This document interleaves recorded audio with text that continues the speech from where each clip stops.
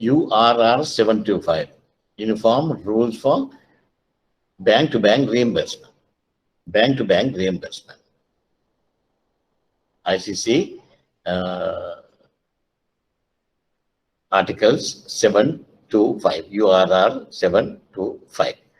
And before we start discussing the URR 725 of bank-to-bank reimbursement, we'll have to discuss the bank-to-bank reimbursement articles in UCP 600. UCP 600, when we are, if you have gone through the articles, what is the article discussing about the bank-to-bank reimbursement? Article number? Article number? 13. Article number 13. Article number 13 is the article which is discussing about bank-to-bank reimbursement. Okay, so let's see. First, we'll check bank-to-bank reimbursement, and then we'll discuss about URR 725. Right? What do you mean by bank-to-bank reimbursement? When we open an LC, right? When we first, I'll try to explain to you. When we open an LC, we have issuing bank.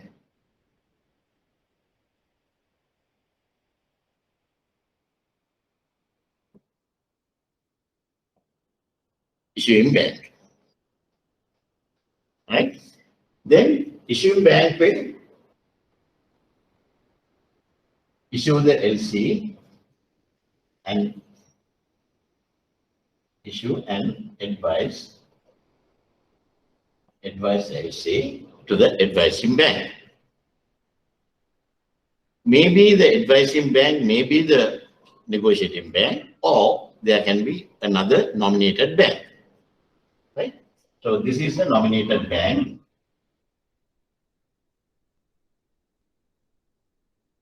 Nominated bank, the LC will be through the advising bank, it will be received by the nominated bank. Then nominated bank will give the LC to the beneficiary.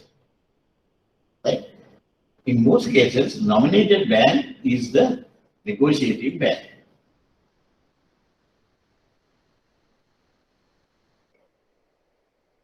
Right? In most cases, this nominated bank is going to be the negotiating bank. Because when we nominate a bank, we presume as a issuing bank, we presume that that particular bank will negotiate that particular documents. So nominated bank is in more or less that's a negotiating bank, but it can be different also. If we put a clause to say available with any bank, a negotiation with any bank, then they can submit the documents to any bank. They can submit the document to any bank. If we have nominated a bank to negotiate, if we have nominated a bank to negotiate, if we have nominated bank ABC,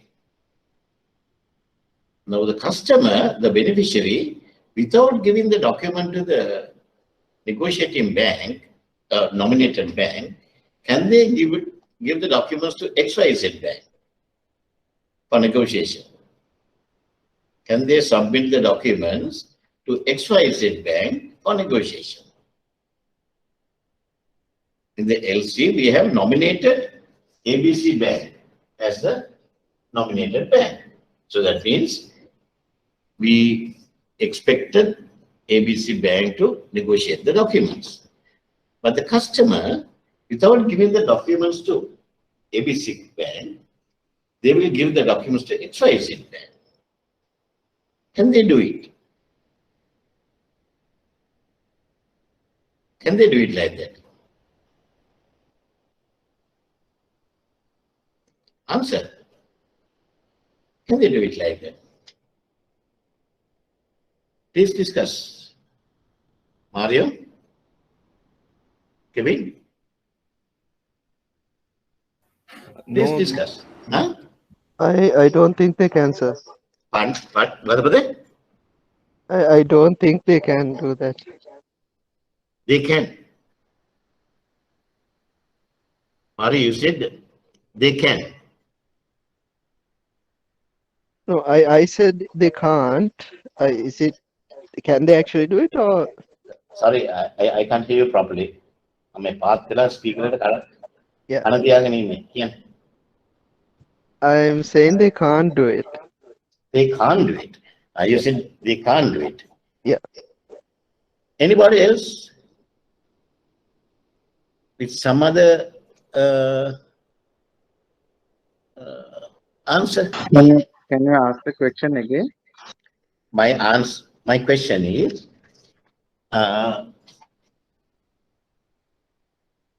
issuing bank has issued the advice to nominated bank. Nominated bank is, we say, ABC bank.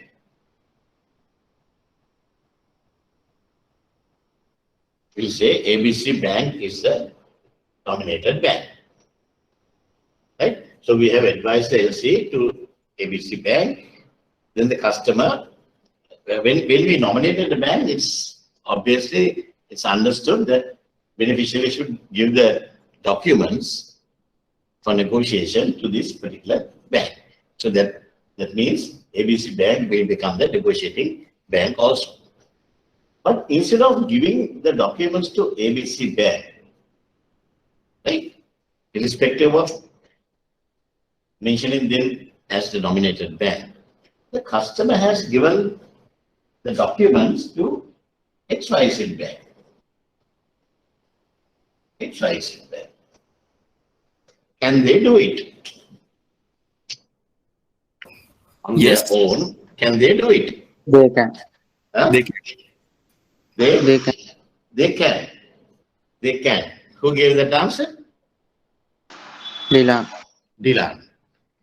Dylan says they can. Mario says they cannot.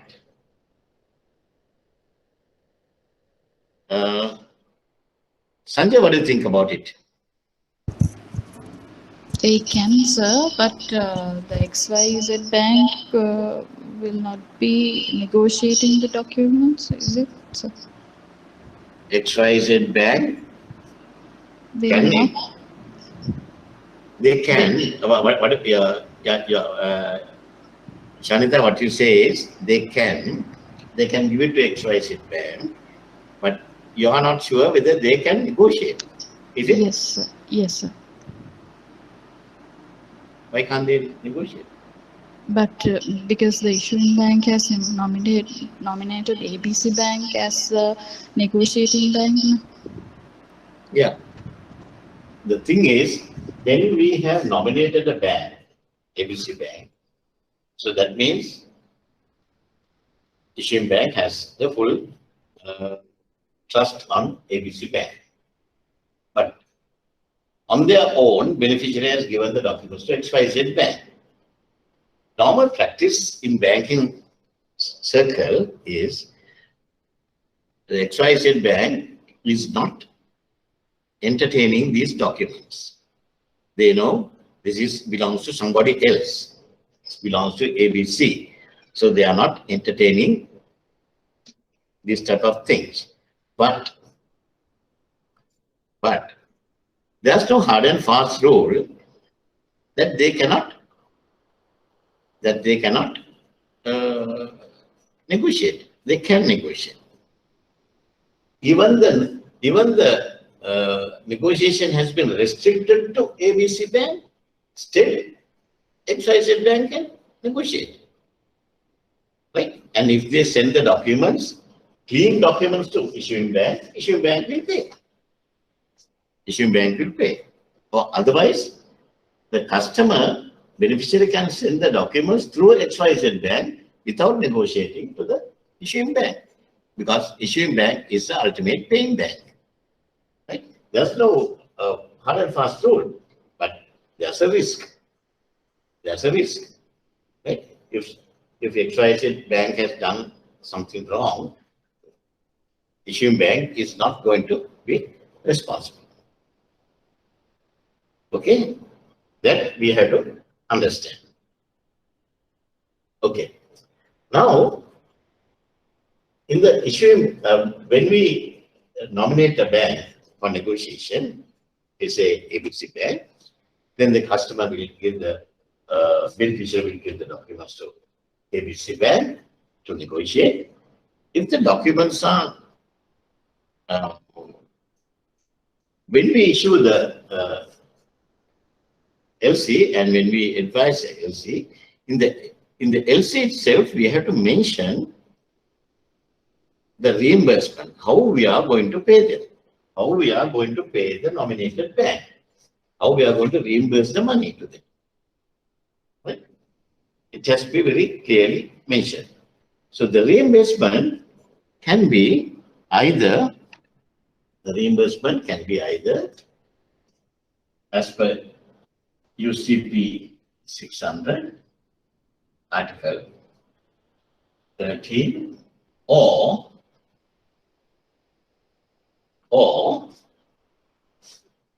under URR, Uniform Rules for Reimbursement 725. You have to mention that. How the reimbursement is applicable. Whether it's under UCP 600 Article 13 or URR 75. If we have not mentioned about URR 75, then we assume that it is subject to UCP 600 Article 13. Right? If they are silent on this.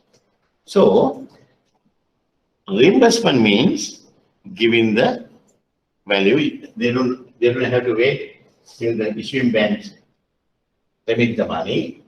They will claim and they will get the money from a third bank. So, in an LC situation, we have another bank here, reimbursement bank.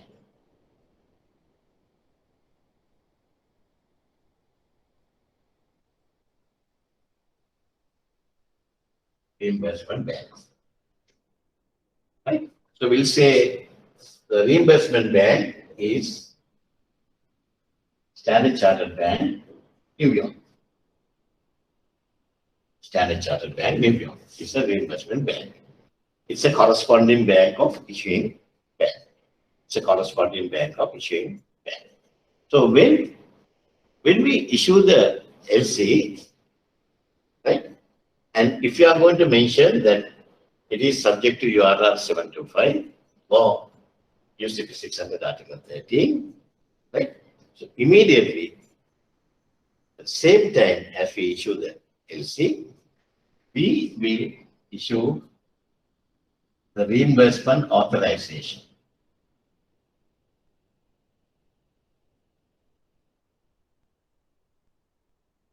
Reimbursement authorization.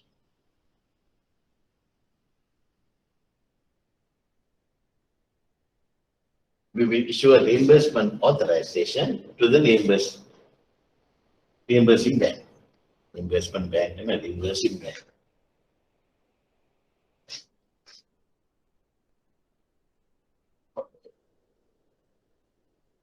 Reimbursing bank.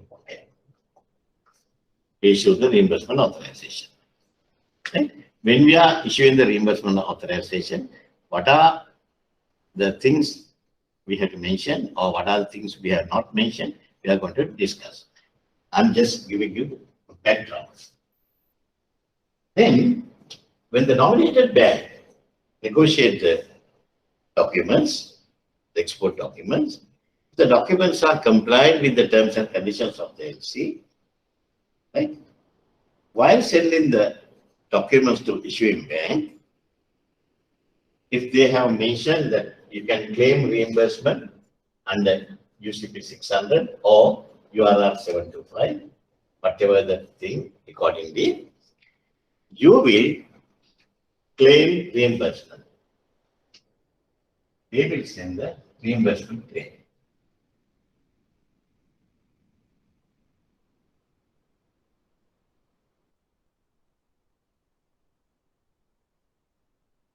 Claim reimbursement. They will claim reimbursement from the reimbursing bank. So when the reimbursing bank receives a reimbursement claim, it's all automated. When we send the telex also, 740, they will upload the systems. So automatically they will pick it and they will pay. If they have received the reimbursement authorization, they will pay. They will pay the money to negotiating vendor. Right? So at least within 1 day or 2 days time, they will receive it. Otherwise, if they have sent the documents by courier, it will take about 2 days or 3 days, and then the issuing bank has, as per the Article 14, minimum 5 banking days, right? Then only they will send the money. So all these things take time. Now here, immediately you have received the money. You're covered. Right? This is the normal steps in bank-to-bank reimbursement. These are the normal steps of bank-to-bank reimbursement. Right? So with this, then we will start discussing URR and Article 13. First, we'll discuss the article.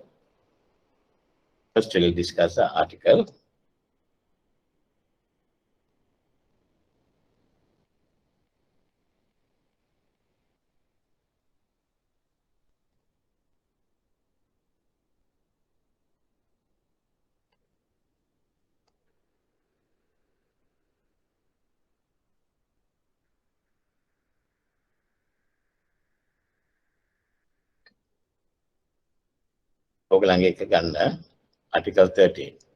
Bank-to-bank reimbursement arrangements. Bank-to-bank reimbursement arrangements. Right? So first we'll discuss this.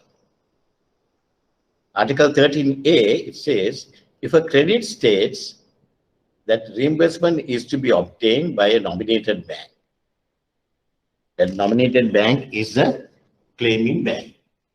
Right? They are the people who are claiming the money. So it's another word, nominated bank, negotiated bank, claiming bank.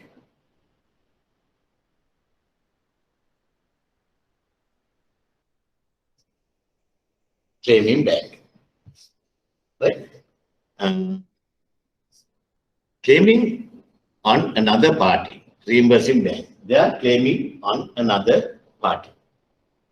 Now, my the credit must state if the reimbursement is subject to ICC rules for bank-to-bank reimbursement in effect on the date of issuance of the credit. At the same time, when we issue the LC, we have to mention that whether the LC is subject to bank-to-bank reimbursement. Right? Subsection B, it says, if the credit does not state that reimbursement is subject to ICC rules for bank-to-bank reimbursement, the following will apply. If the credit does not state that reimbursement is subject to ICC rules for bank-to-bank reimbursement, the following will apply. An issuing bank must provide a reimbursing bank with a reimbursement authorization that conform with the availability stated in the credit. The reimbursement authorization should not be subject to an expiry date. Right? When we are issuing the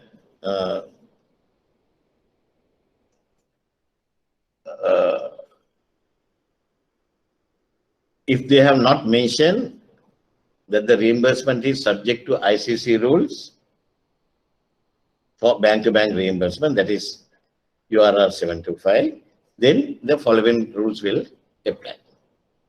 The issuing bank must provide a reimbursing bank with a reimbursement authorization. I told you at the time they issue the LC, they have to give simultaneously, they have to give the reimbursement authorization. Right? The reimbursement authorization should not be subject to an expiry date. Very important. When we are giving the reimbursement authorization, we should not mention an expiry date. In the LC, the expiry date is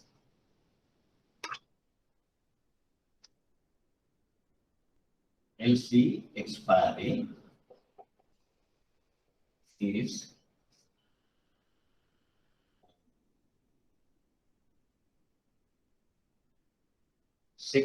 August 2021. LC expiry is August 2021. Okay. Then after that, LC is null and void. It's a discrepancy, major discrepancy. Now, when we are sending the reimbursement authorization, we never mention the expiry date of the reimbursement authorization. We just give them the reimbursement authorization. If under this LC number, 1, 2, 3, 4, LC number 1, 2, 3, 4, 5, 6, and the LC number 1, 2, 3, 4, 5, 6, right? If you get a claim, you pay. That's it. Just pay. Right? But, okay, if you received a claim, reimbursement claim, on 4th of August, if you receive the reimbursement claim on 4th of, the reimbursing bank will receive the reimbursement claim on 4th of August, after the expiry of the LC. Are we going to pay as a reimbursing bank? Are we going to pay? Yes. Yes. Yes. Are we going to pay? Yes. Yes, we are going to pay. Because reimbursing bank is not bothered about the expiry of the LC. And no, they have not mentioned any expiry date of the authorization. Right? And then another thing, B2 is a claiming bank shall not be required to supply a reimbursing bank with a certificate of compliance with the terms and conditions of the credit. When we are sending the claim,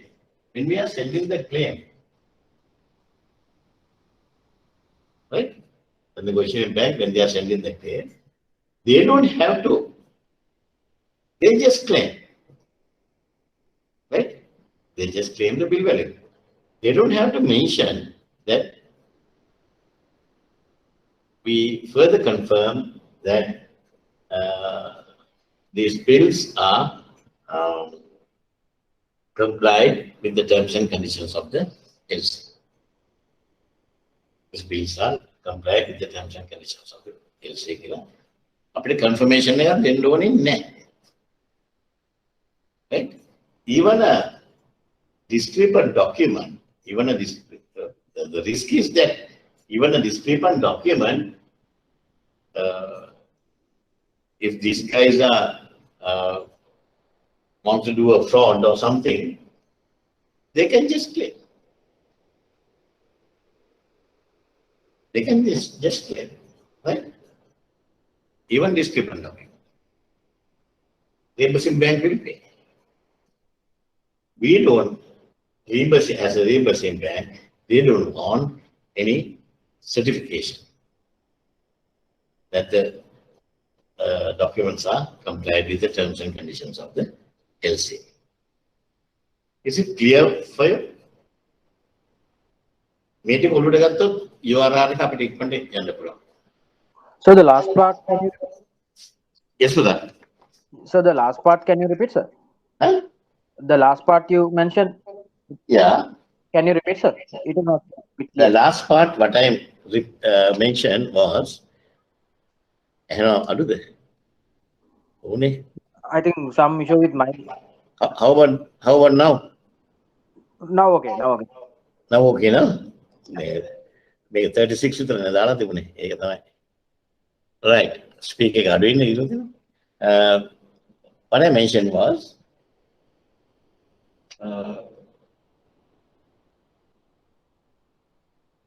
even on a discrepant document, we don't have to give any certification that the documents are complied with the terms and conditions of the LC. So because of that, even on a discrepant document, if the negotiating bank or nominated bank has claimed reimbursement, the reimbursing bank will pay. The reimbursing bank will pay, right? They have nothing to worry about it. Okay? Because they are not bothered. Reimbursing bank, if they get a claim, they'll pay. They are not checking whether the documents are compliant with the terms and conditions of the LC. And that's one of the serious things which we have to understand on bank-to-bank reimbursement. Good banks, they are not willing to give bank-to-bank reimbursement. They are not willing to give bank-to-bank reimbursement. Instead of that, what they say is, you send us the document, I will send you the money. Once we receive the document, we will check and then we will send you the money. Right? I told you, when I first started from Stanley Chartered, when I joined HSBC, Middle East, I was in charge of, I was the head of trade at Jebel Ali branch. That was the highest volume is from Jebel Ali. Very complex trade documents. It's a free trade zone, the biggest free trade zone in Dubai, right? So they have all the companies in the world situated, the branches in free zone, right? Runs into thousands and thousands of hectares. Free zone ने क्या मतलब मैं अभी driving test run से मैंने वो धातु थी ना किलोमीटर CA का DCA का power that big, right? So when I first joined HSBC, then only I realized they don't use this reimbursement concept. They are just asking, when they issue LCs, they are asking the nominated bank to send the documents to them. And when the issuing bank receives the document, they will check and they will reimburse the money. They will reimburse the money. They are not allowing anybody to claim. Right? Okay, fine. Then a claiming bank, three. An issuing bank will be responsible for any loss of interest together with any expenses incurred if reimbursement is not provided on the first demand by a reimbursing bank in accordance with the terms and conditions of the credit. An issuing bank will be responsible for any loss of interest. Now, these people have sent the reimbursement claim. But due to some oversight or negligence of the reimbursing bank, they were not in a position to connect it with the reimbursement authorization. මේ අංකන auto කියලා reimbursement authorization එක ආව ගමන් LC numbers ඔක්කොමත් එක්ක ඒගොල්ලෝ load කරලා තියෙනවා. මේක ආම auto check වෙනවා පේනවා. මෙතන due to some reason or technical reasons, it got delayed for 3 days or 4 days. So the nominated bank will claim interest loss from the reimbursing bank, but the reimbursing bank is not responsible for payment of any interest loss or any other charges. So all charges are to be borne by the issuing bank. They are responsible, not the reimbursing bank. Right?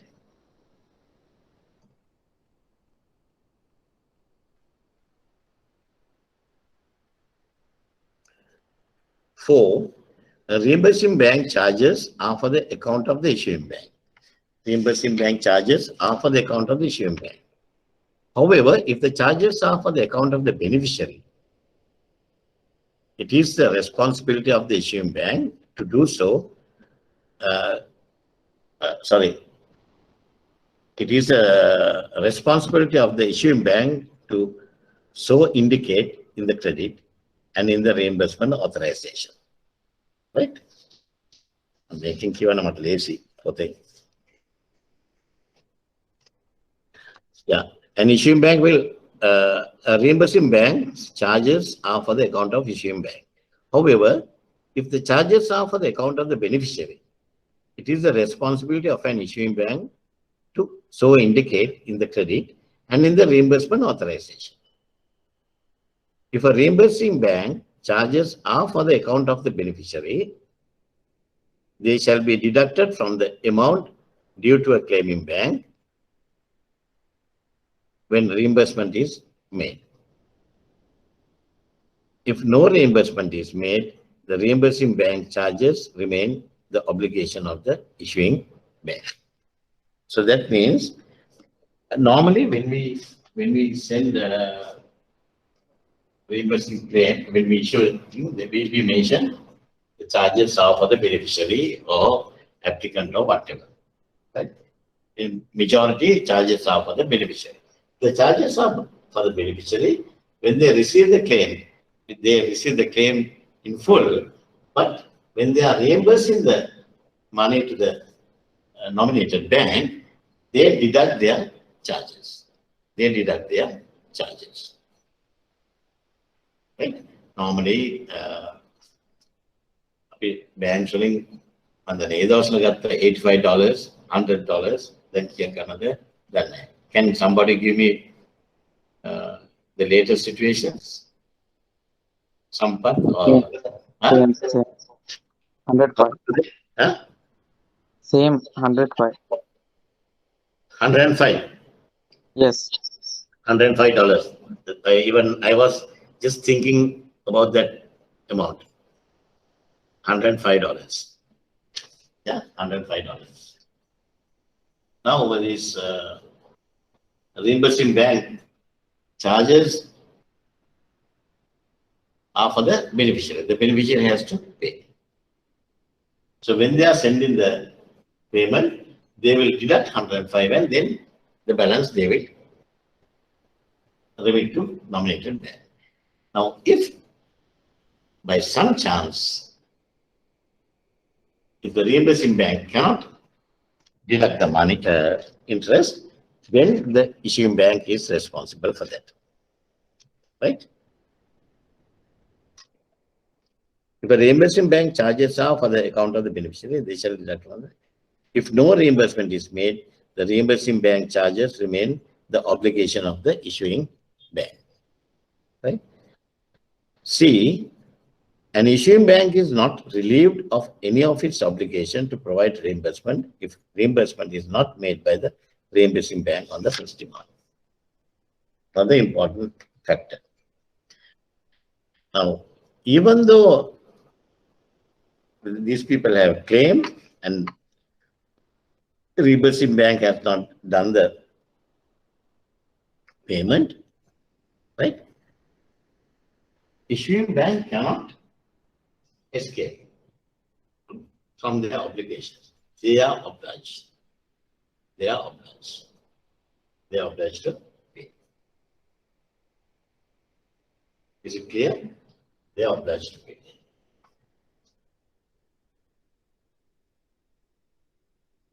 So,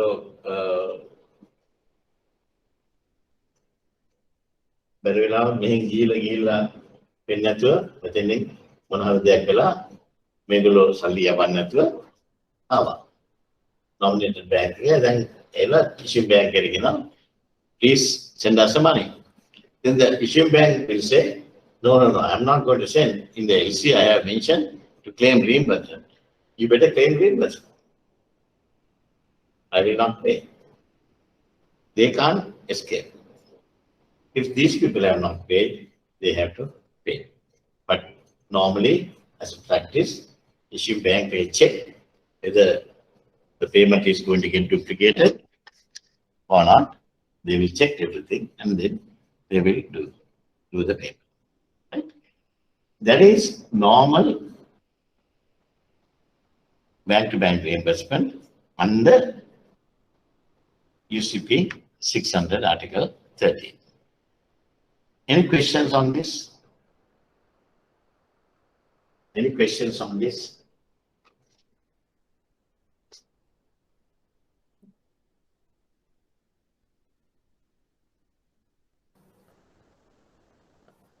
Excuse me, sir. Sumudhu here. Sir, Yeah. so can we apply this kind of method when we are having an import restriction, like to pay the supplier after 180 days or something?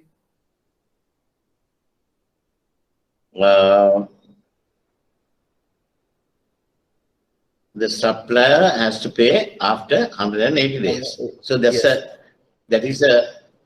that's a restriction in the LC now.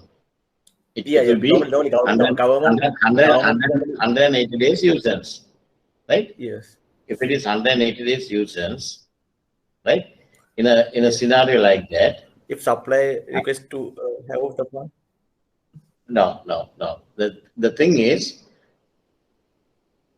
then the issuing bank will not allow the negotiating bank to claim reimbursement. In most of the LCs, if you see, is that Sumudhu? Yes, sir. Yeah, Sumudhu, you are in the other part of the picture. The banks, we know, normally we give only for good customers, reliable banks, this particular bank-to-bank reimbursement authorization. Or bank-to-bank reimbursement, you can claim reimbursement only for reliable customers and reliable banks. Otherwise, this might get duplicated, and also unwanted things can happen, as you suggest, right? Now, for 180 days, you have to pay after 180 days. But if you get a claim immediately, reimbursing bank is innocent. They will pay. If they get a claim, they will pay, right? But in the sense, when we are sending the reimbursement authorization, we say this should be after this period, right? It's a users LC, 190 days users LC. So those things will be there. Otherwise, we are not giving a copy of LCs to these people. They will not accept it. We have to send a separate reimbursement authorization. Then they will say this should be from this date to this date or whatever, up to the expiry date or something. But that expiry date is immaterial because reimbursing bank will not take it seriously, right? So you can't cover up your position with the reimbursement claims like that because the issuing bank will not give. They will not give such instructions when they issue the LC. They were humble in that. right? Okay, sir. අර වගේ claims එන්නේ හොඳටම 100% honest 100% හොඳ customers විතරයි අපි reimbursement authorization දෙන්නේ. Only for pick and choose customers. Right? So we can put a value date, no? We can put a Value date. value date එකක් අපි සාමාන්‍යයෙන් දාන්නේ නැහැ. Expiry date එකක් දාන්නෙත් නැහැ, value date එකක් දාන්නෙත් නැහැ. We just give, we say 90 days users from the shipment and important points to get on. Here, these people will not check anything. They are checking only if they receive the reimbursement claim. If they receive a reimbursement claim and if these people pay, this bank is not responsible. This bank is not responsible, reimbursing bank. But the negotiating bank is responsible because they have acted irrespective of the instructions they have received from the issuing bank. We can sue them. We can sue them because they have acted outside the LC terms. So they can't escape. Right? Because once the reimbursing bank send the thing, they have in their nostro account, every reimbursing bank is having nostro accounts. Right? For example, you say Sampat Bank. Sampat Bank has their nostro account with their nostro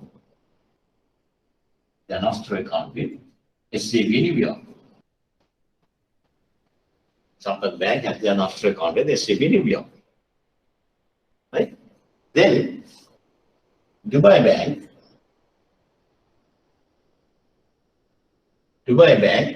will send the claim. They will send the claim to SCB New York, the reimbursing bank. Right? So when they send the claim, what they will do in their accounts, they will debit Sampat Bank. They will debit Sampat Bank and credit Dubai Bank.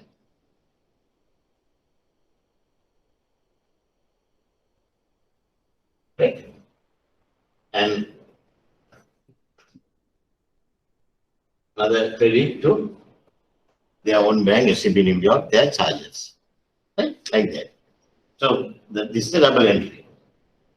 But other than that, nothing. So these people have requested Dubai Bank to claim after 180 days, but they have gone and they have put the claim. So we have debited Sampat Bank and credited Dubai Bank. So we can claim interest from these people. We can claim interest from these people. Not only that, this is why I am saying only for good customers, selected customers, we give this facility because this Dubai Bank or the nominated bank, if they have claimed reimbursement on a discrepant document, if they have claimed reimbursement on a discrepant document, what's going to happen? What's going to happen? Then issuing bank will say, no, we are not going to pay. But by the time these people have got the money. So they have the right to ask for their, because their account has been debited 7 days back. So they will ask them to refund the money along with the interest. Refund the money along with the interest. Clear? Right. Okay. Now I'm going to move on to URR 725.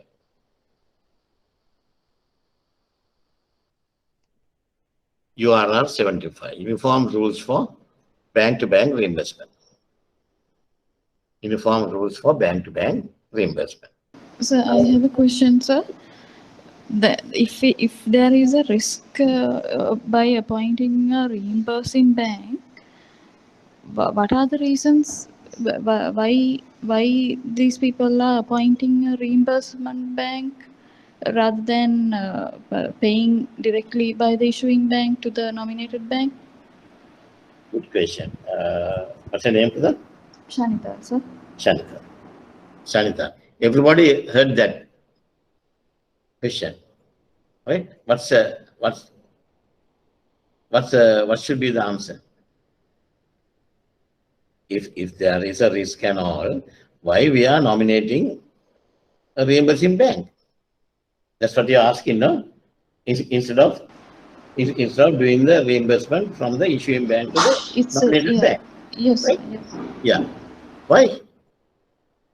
Because this is one of the banking tools. This is one of the banking tools, right?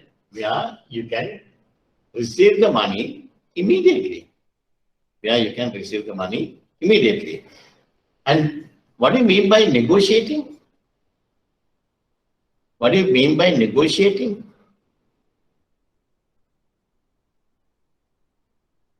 What do you mean by negotiating? I mean, giving the value immediately, isn't it? Giving immediate value, right? Giving immediate value.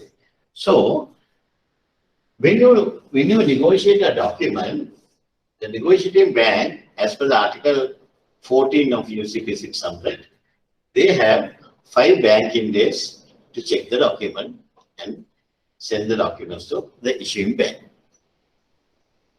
Okay, if there's any discrepancies, they can ask with this beneficiary to do the changes, and then they will send the documents to the issuing bank. The issuing bank will also, as per the Article 14, they also have another 5 banking days. Another 5 banking days. So altogether 10 banking days between these 2 banks. Right?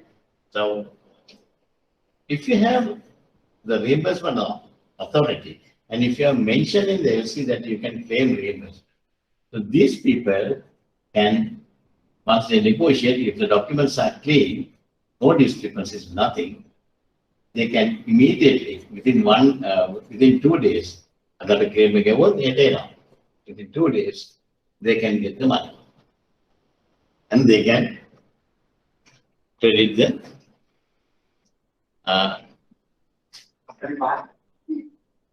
okay. They can credit the customer, beneficiary. Otherwise, they'll have to wait for 10-15 days. Otherwise, because there are not only 5 days, 5 banking days. What about the courier time? What about the courier time? Right? The courier time is මේ වගේ Covid කාලේ planes උත් වැඩි ඒ courier time එකකින් ආවට පස්සේ ආපහු මෙතන 5 banking days clock එක start කරන්නේ. Right? එතකොට අන්තිමට 2 weeks විතර යනවා. ඊට immediately within 2 days they get the money. Their cash flow will be much comfortable. But only thing is, you have to have 100% trust regarding the beneficiary, right? And the bank, negotiating bank, or the nominated bank, and the issuing bank. If we are trusting all those people, and if there's any, I don't think any bank will give reimbursement authorization these days with the current situation in Sri Lanka. With the current situation in Sri Lanka, no issuing bank, I don't think any bank is giving reimbursement authorization. Shanita, are you giving your bank? I don't think These so. days? Huh? I don't think so. What about it? I don't think so. Yeah. At this present stage, I don't think. Even I don't think. ඒක අපේ සිංහලෙන් කියනවා බෙල්ල වැලදා ගන්න වෙන. දැක්කනේ සුබුදු අහපු ප්‍රශ්නේ. කොහොමද පයින්නේ? අන්න කස්ටමර්. ඔන්න ඕගොල්ලෝ බෑන්ක් එක. දැන් දෙපැත්ත බලා ගන්න ඕන. right? හරි ආසයි එන්නේ ඒකට. Objective of the customer and objective of the bank. So now the reimbursement bank is what do you call ඒක select කරන්නේ issuing bank එකෙන් නේ sir? Issuing bank. Issuing bank. Issuing banks, where they maintain their master account. Master account, right? Okay, sir. Thank Right? you. Okay. Now we'll go for the URR 75. Yes. Yes. So, just a small question. What if the issuing bank has a discrepancy later on? If the issuing bank finds a discrepancy Yes, later on. later on. So if they, and who is the ultimate paying bank? The reimbursing bank. No. Issuing bank. Reimbursement bank has nothing Issuing to bank. do. Sorry, issuing bank. Issuing bank. Reimbursement bank is වැඩක් නැති බැංකුවක්. ආවද කිව්වා. ආවද කිව්වා ඉච්චරයි. Right? හරියට දිනනවා නම් කිව්වා. Who is the ultimate paying bank? Issuing bank. If all the people refuse to pay, can issuing bank refuse to pay? No. If the documents are clean, they have to pay. But if they found there's a discrepancy, then what is it? Then what is it? Then they will reject the documents and they can claim the money from the negotiating bank with interest. With interest. Right? We are going to discuss that under URR 725. Yeah, you all have to give me 5 minutes. Right? The second assignment of last batch, document checking examination is going to start at 2 o'clock. I will go and Menaka will distribute the papers. I will go there and just explain to them how to do it. It's a document checking assignment where they are going to get 15 marks. You are also going to get 15 marks, right? So,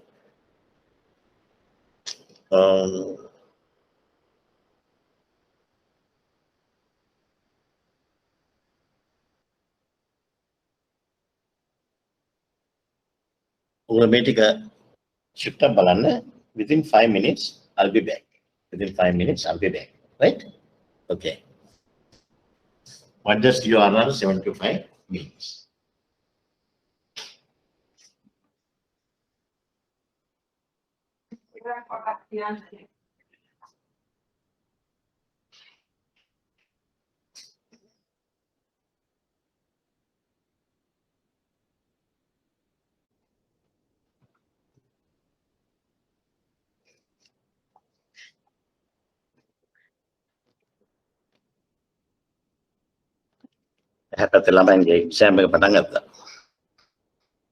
Okay.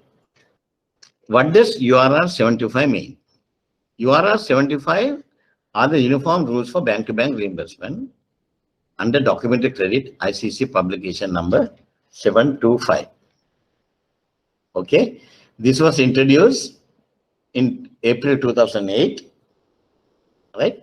And it was effective from 1st October 2008, right?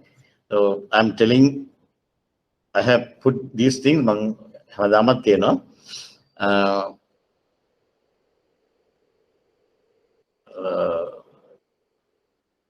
you majority are in trade. So September, you are going to have Interbank Trade Finance Association Interbank Trade Quiz, right? I don't know. Maybe you must be representing your bank. If you are representing your bank, these things can be questioned by us, right? When was it effective? From when? URR 725. The answers to the multiple choice, 1st October 2008, right?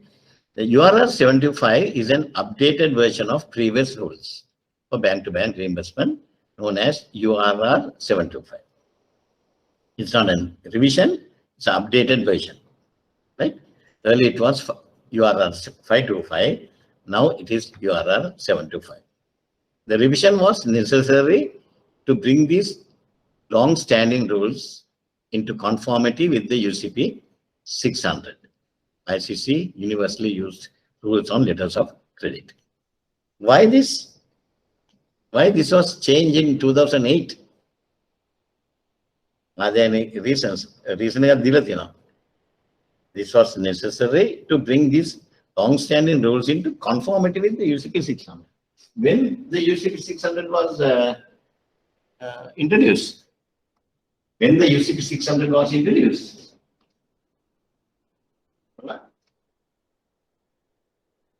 UCP 600 was introduced in which year?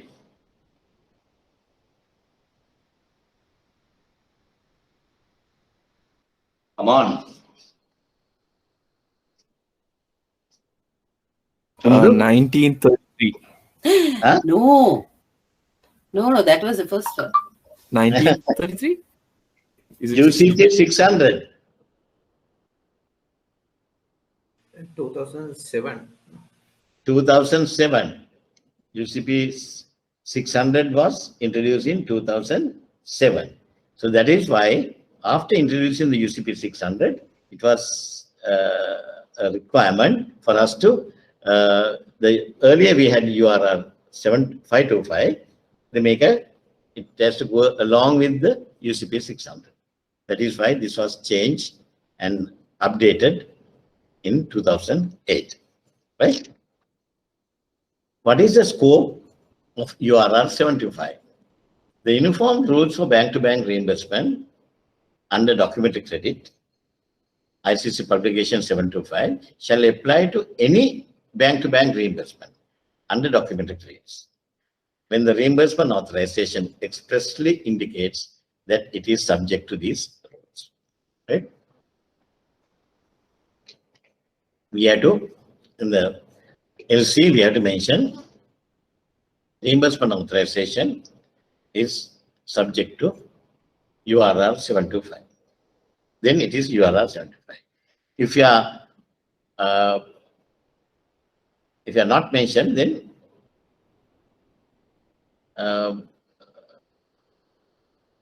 UCP 600 will apply.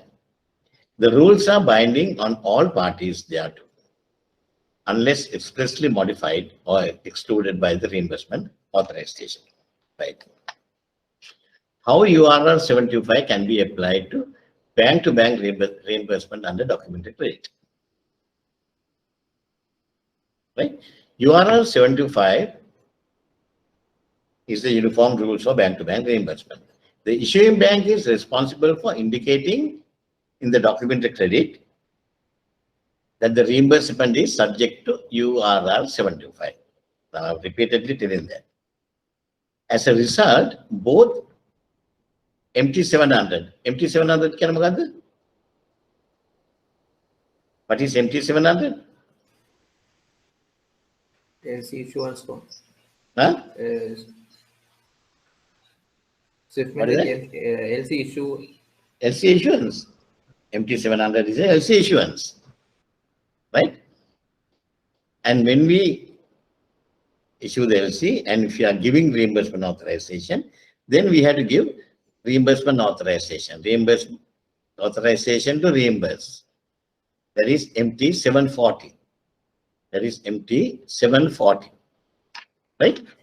So we have MT700 LC issuance. Then MT740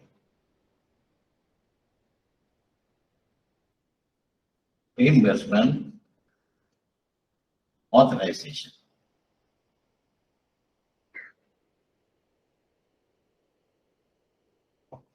Reimbursement authorization, right? Both are Swift messages. Under MT700 Swift message, URR latest version or not URR are the options regarding reimbursement. Under MT 700, if you are giving reimbursement, then either we have to mention under reimbursement field, URR latest version. URR latest version, if you say, it's commonly 725 URR latest version that understood, that is URR 725. Or you say not URR.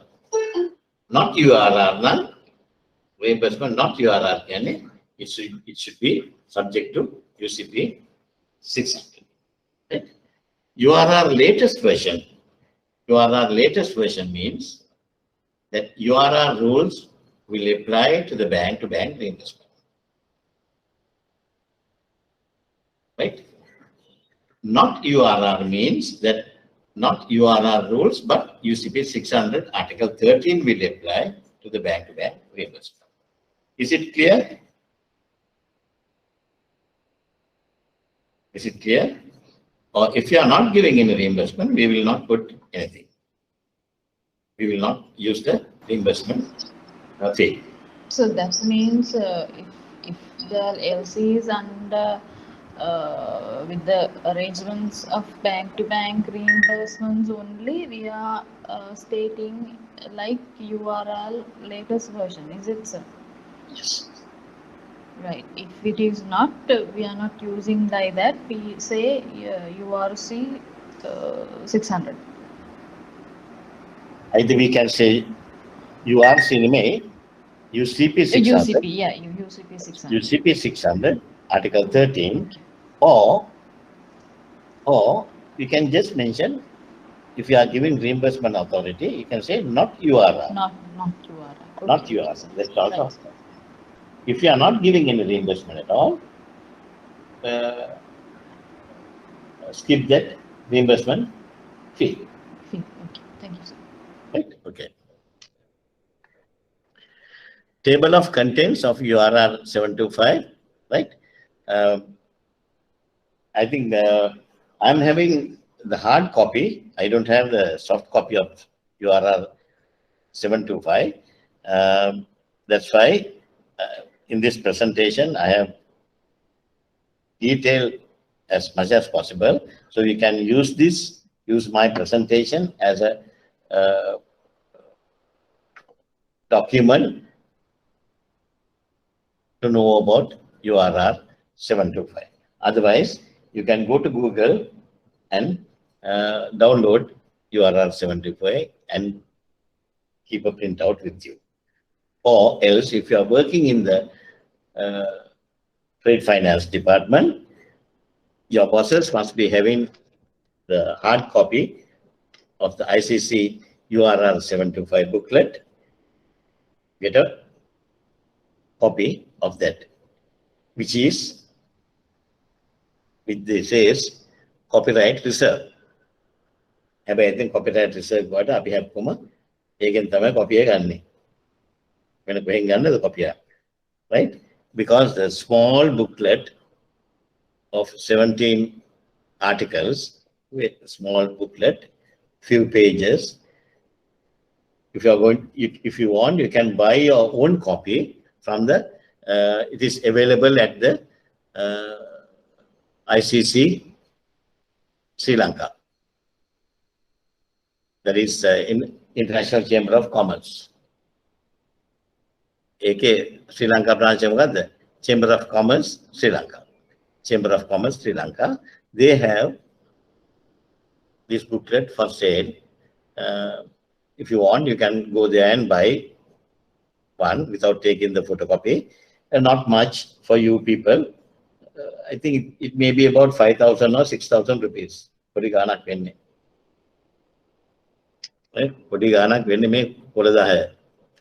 That is how ICC is generating profit.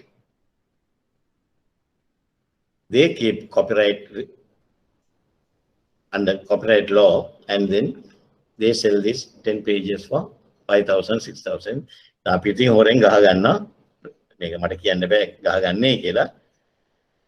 one have system make it, Google again, right? So 17 articles I have mentioned here. Here, this particular one. Now, the same thing what I have explained to you in detail here. We have the issuing bank, then the advising or confirming bank, and the reimbursing bank. Right? So the first step is issuing bank will issue the LC and advise to the advising bank or confirming bank. Step number 1.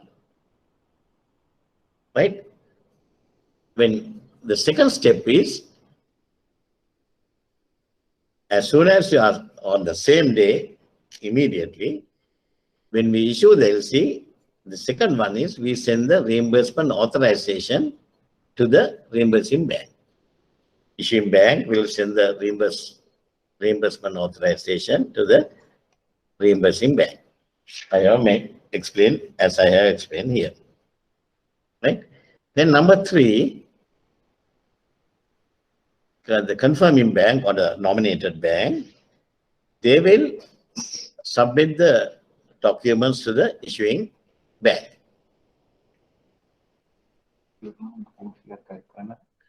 And document collect dia boleh ambil lah classroom use kan anu ada mana collect kan ada ilaman dia bedang kan collect right. So they send the documents to the issuing bank, and meanwhile, once they negotiate, they send the reimbursement claim to the reimbursing bank. When the reimbursing bank receives the claim, they will do the payment to the confirming bank or negotiating bank. Clear? The same thing, what I have mentioned, what I have drawn here. Article 1, application of URR 75. Right? URR 725 shall apply to any bank-to-bank reimbursement when the text of the reimbursement authorization expressly indicates that it is subject to these rules. I'm just reading these articles. Please stop me and ask any questions, any gray areas, please ask me. Right? The issuing bank is responsible for indicating in the documentary credit that reimbursement is subject to these rules. The issuing bank is responsible for indicating in the documentary credit that the reimbursement is subject to these rules. Otherwise, if you are not giving reimbursement, we will not touch that field. The reimbursing bank acts on the instructions and under the authority of the issuing bank. The reimbursing bank acts on the instructions and under the authority of the issuing bank. That is why these people have given the issuing bank has given the reimbursement authorization. Right? Okay. The Article 2 of URR 75, here we are discussing about the definitions of the various parties. For example, issuing bank, reimbursing bank, reimbursement authorization, reimbursement amendments, claiming bank, reimbursement claim, reimbursement undertaking, reimbursement undertaking amendments. For the purpose of these rules, branches of a bank in different countries are considered to be separate. Very, very important concept in international trade. Right? For the purpose of this rule, even the other way around, branches of a bank in different countries are considered to be separate. Right? That means, okay, we are dealing with the issuing bank is Sri Lanka.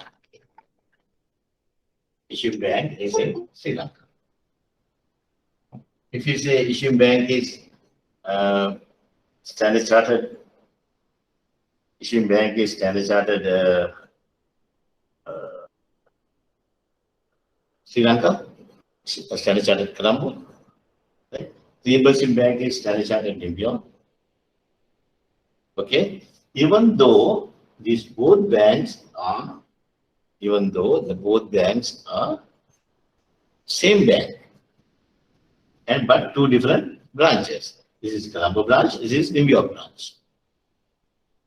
But we treat as two separate, we consider as two separate banks.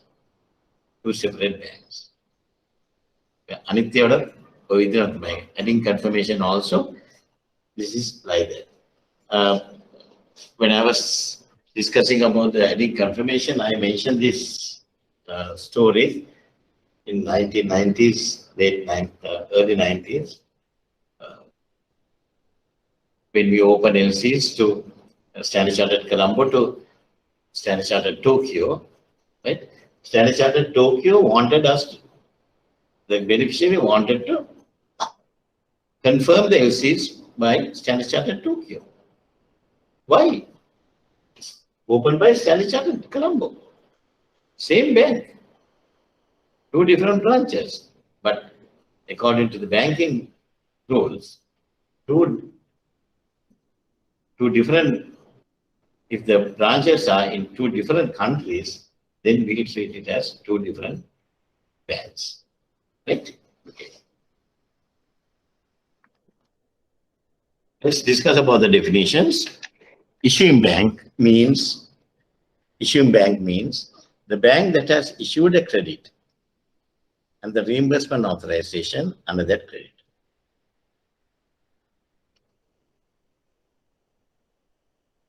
Issuing bank means the bank that issued a credit and the reimbursement authorization under that credit. Right? Reimbursing bank means the bank instructed or authorized to provide reimbursement pursuant to a reimbursement authorization issued by the issuing bank. Any questions on these two? What is the issuing bank? What is the reimbursing bank? Then no.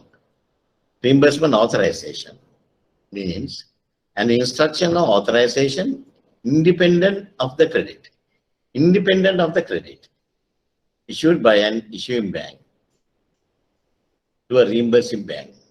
Issued by an issuing bank to a reimbursing bank. To reimburse a claiming bank, or if so requested by the issuing bank, to accept and pay a time draft drawn on the reimbursing bank. Right? To accept and pay a time draft drawn on the reimbursing bank. The authorization, who has given the authorization? Who has issued the authorization?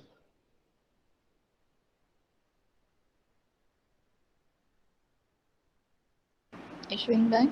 Issuing bank. Reimbursement undertaking.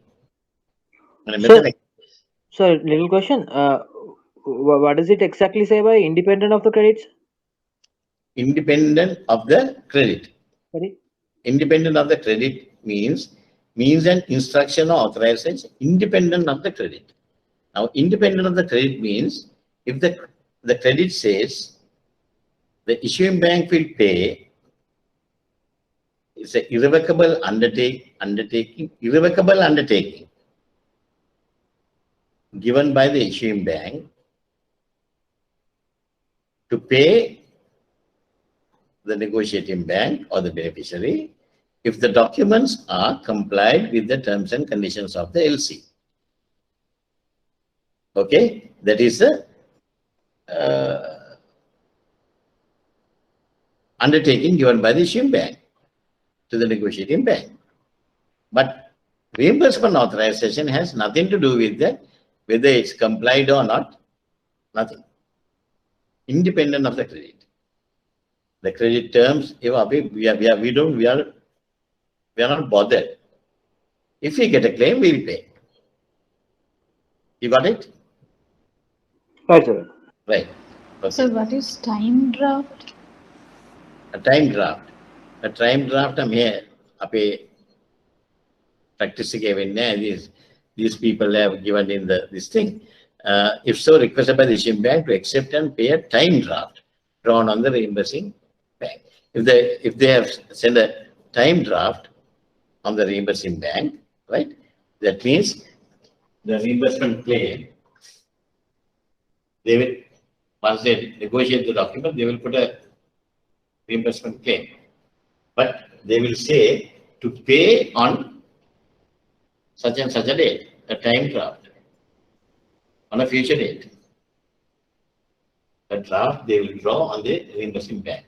But a lot of reimbursing banks, they don't like this one. Right? And one of the $105 beneficiary can deduct if you have to get, if the beneficiary is going to get the money after 3 months, another $105, AC, under LC, once the issuing bank accepts the draft, then on the due date, they are obliged to pay. It's an irrevocable undertaking given by the issuing bank. Reimbursement site users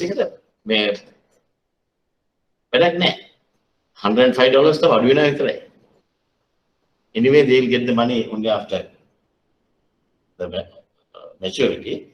So once these people have accepted, it's a legal document, financial document, and they are obliged to pay. They will pay it on the due date.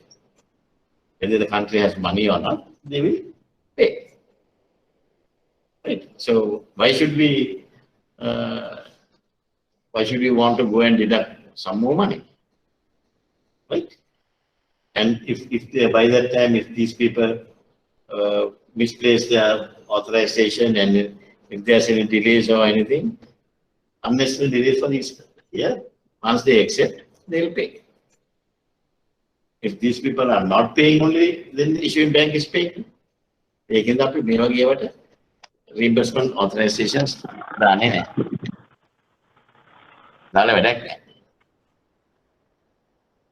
Especially these days, every cent is very, very important. Then the reimbursement undertaking is another one.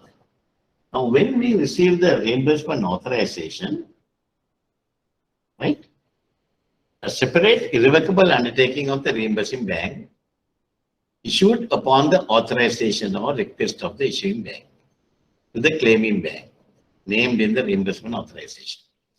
Now, when they received the reimbursement authorization, if the claiming bank, if the issuing bank has requested the reimbursing bank to issue a reimbursement undertaking, so the ABC bank, this is 1, this is 2, then the third one is reimbursement undertaking.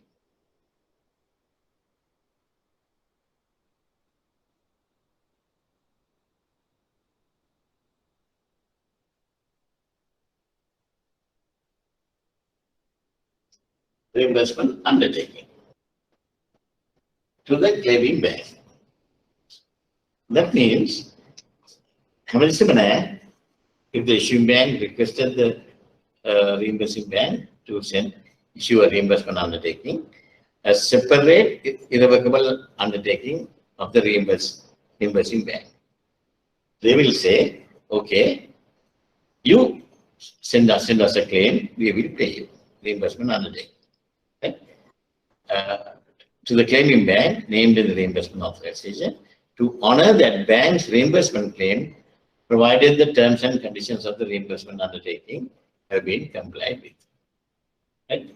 Provided that the terms and conditions of the reimbursement undertaking complied with, they will put all these certain conditions on this reimbursement. Okay? So based on that, if these people have sent the claim, they will they undertake to pay. Right? That is reimbursement undertaking. That has to be done with the request of the issuing bank. A claiming bank means a bank that honors or negotiates a credit and presents a reimbursement claim to the reimbursing bank. Right? Claiming bank includes a bank authorized to present a reimbursement claim to the reimbursing bank on behalf of the bank that honors or negotiates. Right? Claiming bank means a bank that honors or negotiates a credit and presents a reimbursement claim to the reimbursing bank. Reimbursement amendment. Reimbursement amendment means an advice from the issuing bank. Reimbursement amendment means an advice from the issuing bank to a reimbursing bank stating changes to a reimbursement authorization. Can somebody elaborate on this? Some trade guy?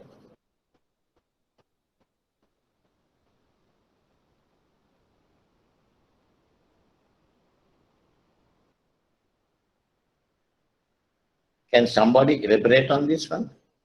Give me some example for others to understand easily. Value enhancement. Value enhancement. Very good. Very good. Adipatiya? Dilan. Minad. Very good. The answer I got. Then you want to say on a reimbursement amendment. Earlier the value was 100,000. We have enhanced the value by, so we have sent the reimbursement authorization for 100,000. Above 100,000 they will not pay. Either they will pay 100,000 or they will not pay anything because it's contradicting. So if you are, if there's a claim, reimbursement claim for 95,000, they will pay because they have the authority for 100,000. But if they have received a claim for 110,000, then they will not pay. Right? So meanwhile, if they have enhanced LC up to 125,000, then we have to send a reimbursement amendment. Then amend the reimbursement authority. Right?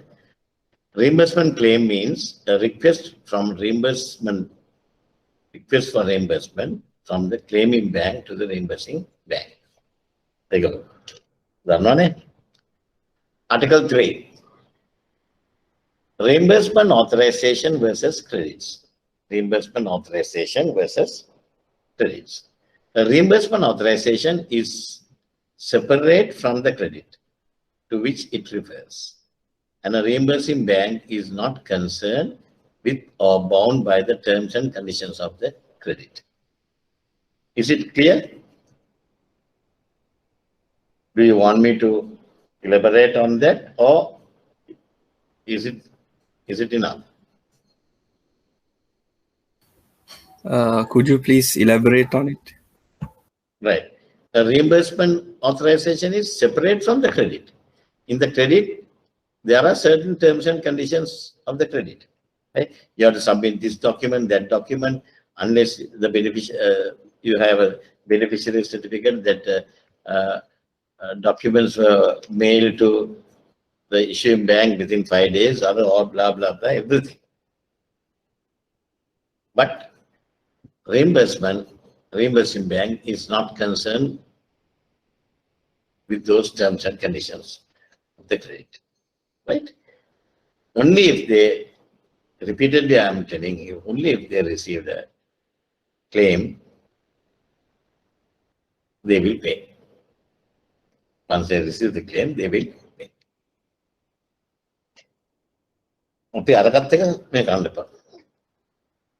Honor of a reimbursement claim. Article 4. Honor of a reimbursement claim.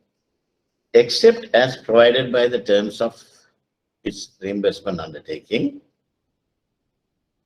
a reimbursing bank is not obligated to honor a reimbursement claim, except as provided by the terms of its reimbursement undertaking. A reimbursing bank is not obligated to honor a reimbursement claim. Controversial article. What do you mean by this? Now, these people, if we have sent the reimbursement undertaking, okay, you submit the claim, I will pay. It's an undertaking by the reimbursing bank. Then, when you get a claim within that undertaking and within the specifications of terms and conditions of the undertaking, then you are compelled to pay. Otherwise, if you are not given any reimbursement undertaking, if they have claimed reimbursement, it is your prerogative whether to pay or not. You are not obligated to honor the reimbursement claim. Right? You are not obligated. Is it clear? Right? You are not obligated. එහෙම වුණොත් කවුද මේකේ obligated to pay? Issuing bank. Huh? Issuing bank. Issuing bank. Issuing bank. Very good. Very good. Issuing bank. Article 5.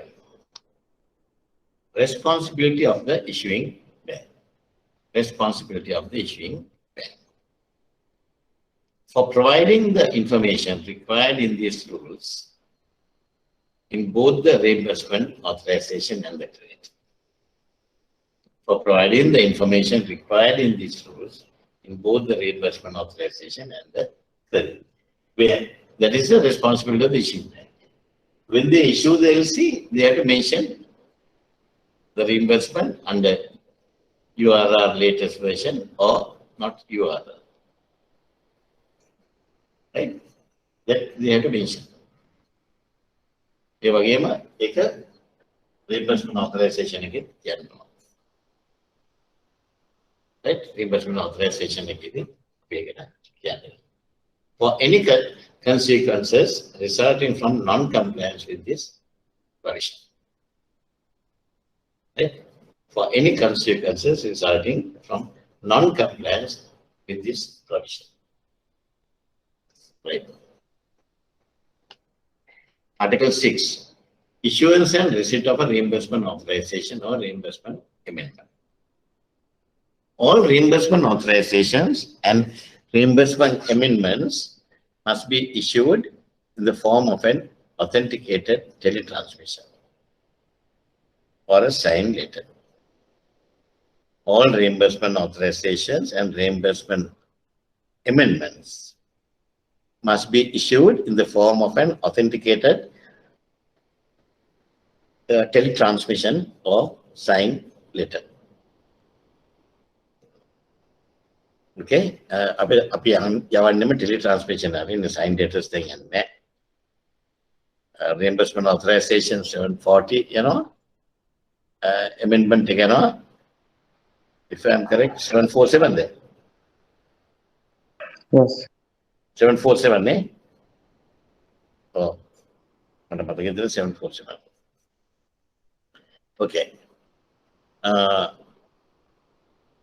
An issuing bank must not send to a reimbursing bank. Very important. That's why I put it in red. මේක විතරම එනවා ඔයගලන්ව test කරන area එකක්. Questions in area එකක්. Examiners ලා හරි කැමති මේ හරියට. Right?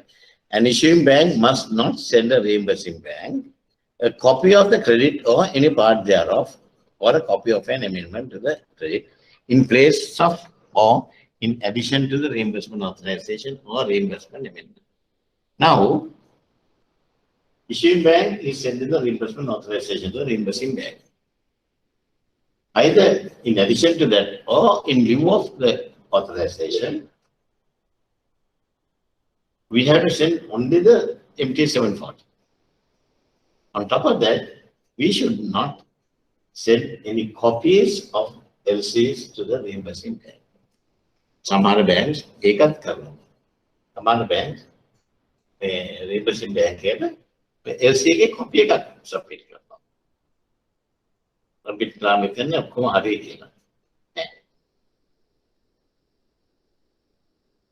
ඒකට මේ කරන්නේ නැහැ. හරිද? අපි we should not submit any copies of LCs or even amendment. Those things should be in proper authenticated telexes, Swift messages. Then only they automatically get updated. Right? Multiple reimbursement authorizations under one teletransmission or letter, unless expressly agreed by the reimbursing bank. When we are sending reimbursement authorization, for example, today we are doing 5 LCs. Out of 5, 3 under reimbursement, 2 no reimbursement. Right? So there are 3 LCs. One is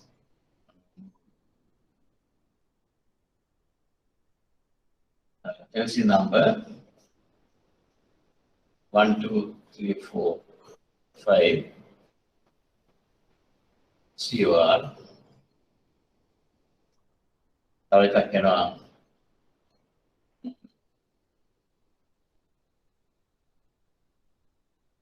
5, 6, 7, 8, 9 COR. Right. Another one, 3, 4, 5, 6, 7 COR. There are 3 LCs, but all are US dollars, and we have to send the reimbursement authorization to SCB New York. Right? We have to send the SCB New York.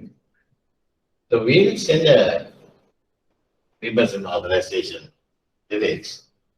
This is the reimbursement authorization telex, right? To including all 3 LCs. Make multiple authorization. Multiple authorization. We should not do it. Multiple authorizations, we should not do it. Is it clear? Single authorizations will have to. The issuing bank shall not require a certificate of compliance with the terms and conditions of the rate in the reimbursement authorization. When you are sending the reimbursement authorization, the issuing bank should never put a condition to say that they require a compliance, a certificate of compliance with the terms and conditions of the rate.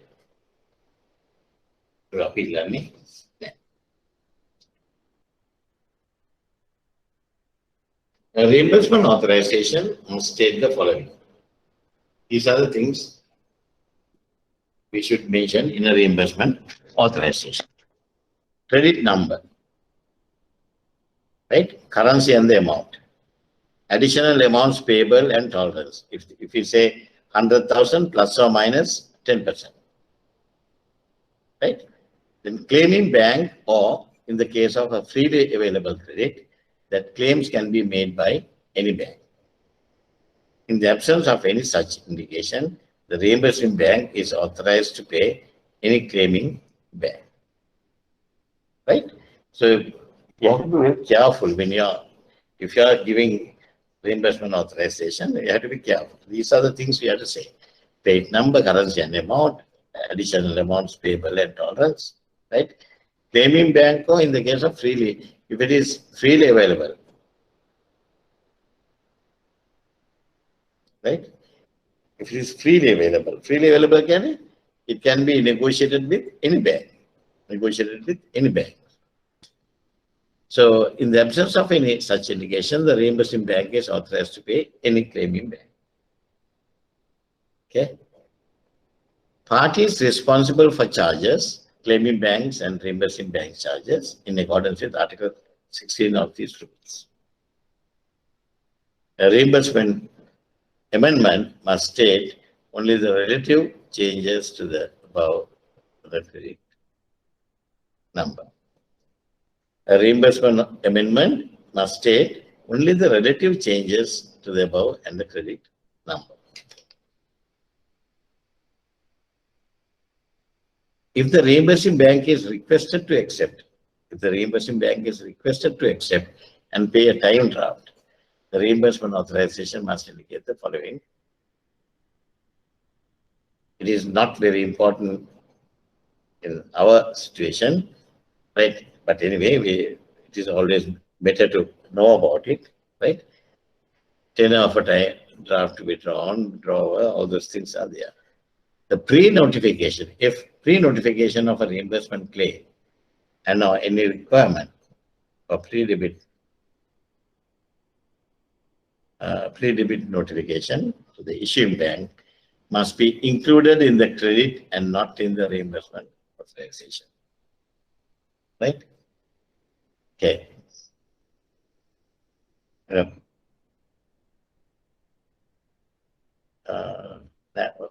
are you? All right, you come to the 7th floor. I'll come there.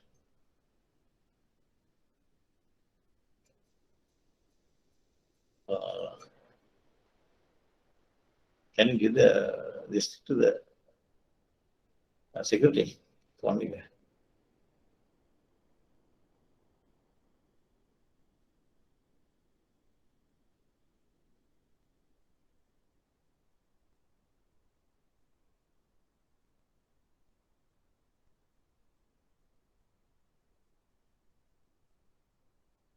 Hello.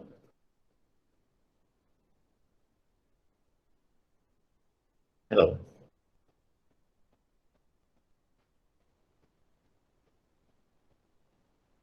Hello. Hello. Oh, may one office at the 7th floor. I give details. One. I give number. But yes, I got no saman. That's a command. It is in front of our diagram.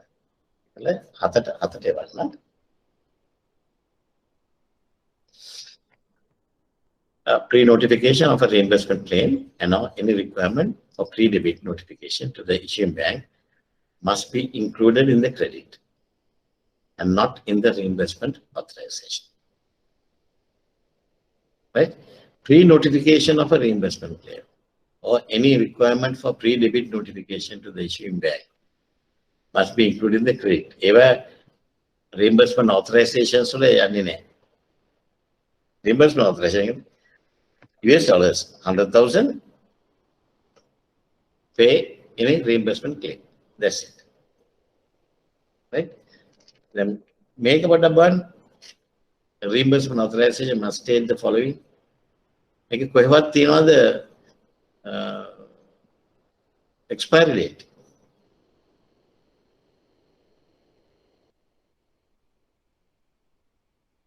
There are 5 items. You have to be careful.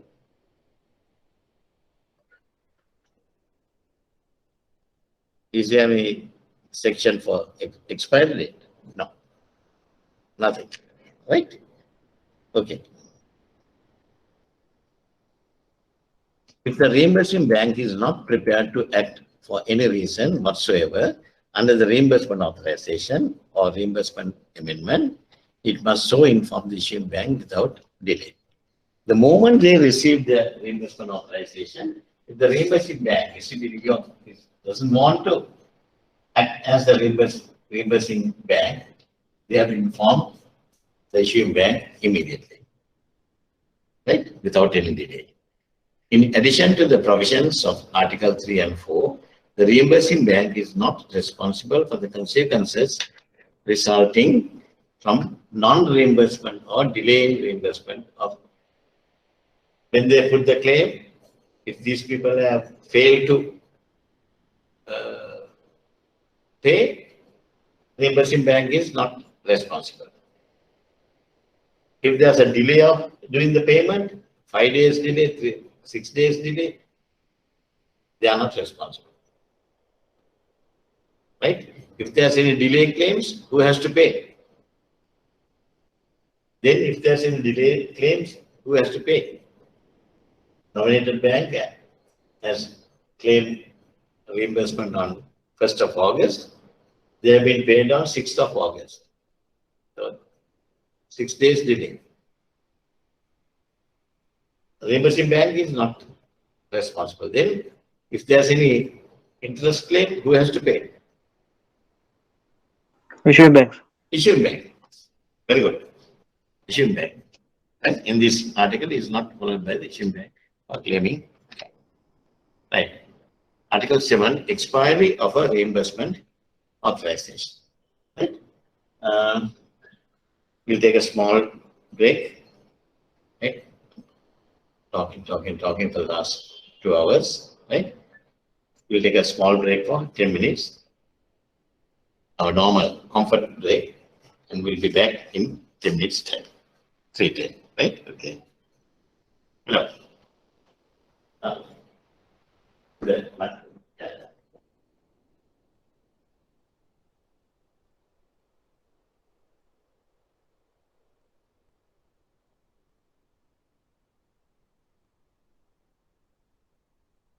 I have to visit the other room also. They are doing the exam. I don't know what about you guys. This is 2020 batch. Still they are doing. Okay. Article 7, expiry of a reimbursement authorization. The reimbursement authorization should not be subject to an expiry date or latest date for presentation of a claim, except as indicated in Article 9. Let's see what is indicated in Article 9.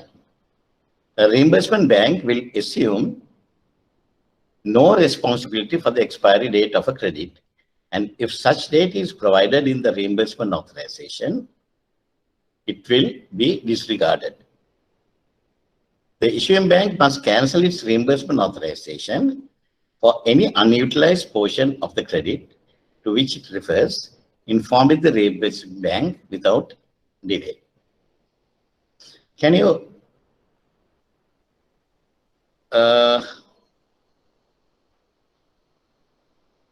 are you all right with the Article 7, what they have mentioned, or you want me to give you some examples? Right, okay, I'll give you some examples. Because expiry of a reimbursement authorization, number one is there shouldn't be any expiry date or latest date for presentation of a claim. All those things can be included in the, not can be, it's already included in the LC. Those are LC conditions. That's why I said it's reimbursement authorization is an independent one from the LC, terms and conditions, right? Then a reimbursement bank will assume no responsibility for the expiry of a credit, and if such date is provided in the reimbursement authorization, it will be disregarded. If they have put if the reimbursement authorization has included the expiry date of the credit, the reimbursing bank will disregard it, right? The issuing bank must cancel its reimbursement authorization for any unutilized portion. Okay, the first two areas. Then who is responsible? If there's a claim after the expiry of the LC, who is responsible?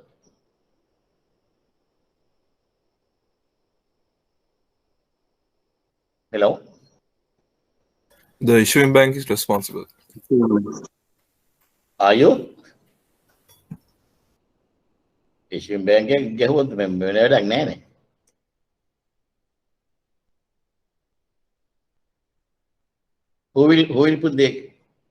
who will produce the reimbursement claim? Is it issuing bank? Is it issuing bank?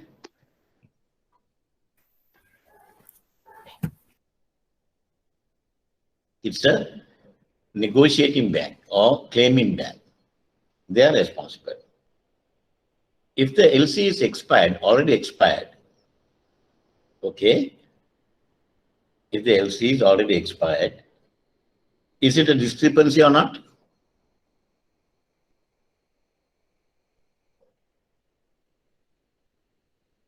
Is it a discrepancy or not? It's a discrepancy. It's a discrepancy. So can you claim on a discrepant document? Right? Then negotiating bank is wrong. Issuing bank is not responsible for that. Issuing bank can sue the negotiating bank and ask for money, right? Interest and everything. Now they should know not to claim, but the reimbursing bank, they will not. The main reason is since I have worked in international banks, I know our HSBC New York and Standard Chartered New York, both, they don't manually intervene in the reimbursement payment. All automated. All automated. Once you load it to the system, and when you receive the claim, money will go automatically. That's a risk we are having, right? And if you have to do any interventions, manual interventions, then there will be a massive charge, $100, $200, there will be charged. Okay? Normally, so that is why they are not bothered, but if the claiming bank has done a mistake, they are responsible. And the other thing is, issuing bank, if the amount is 100,000, 95,000, there was a claim for 95,000, which reimbursing bank has paid. Now, another 5,000 remaining, but there won't be any partial shipments. 95 is the final shipment, right?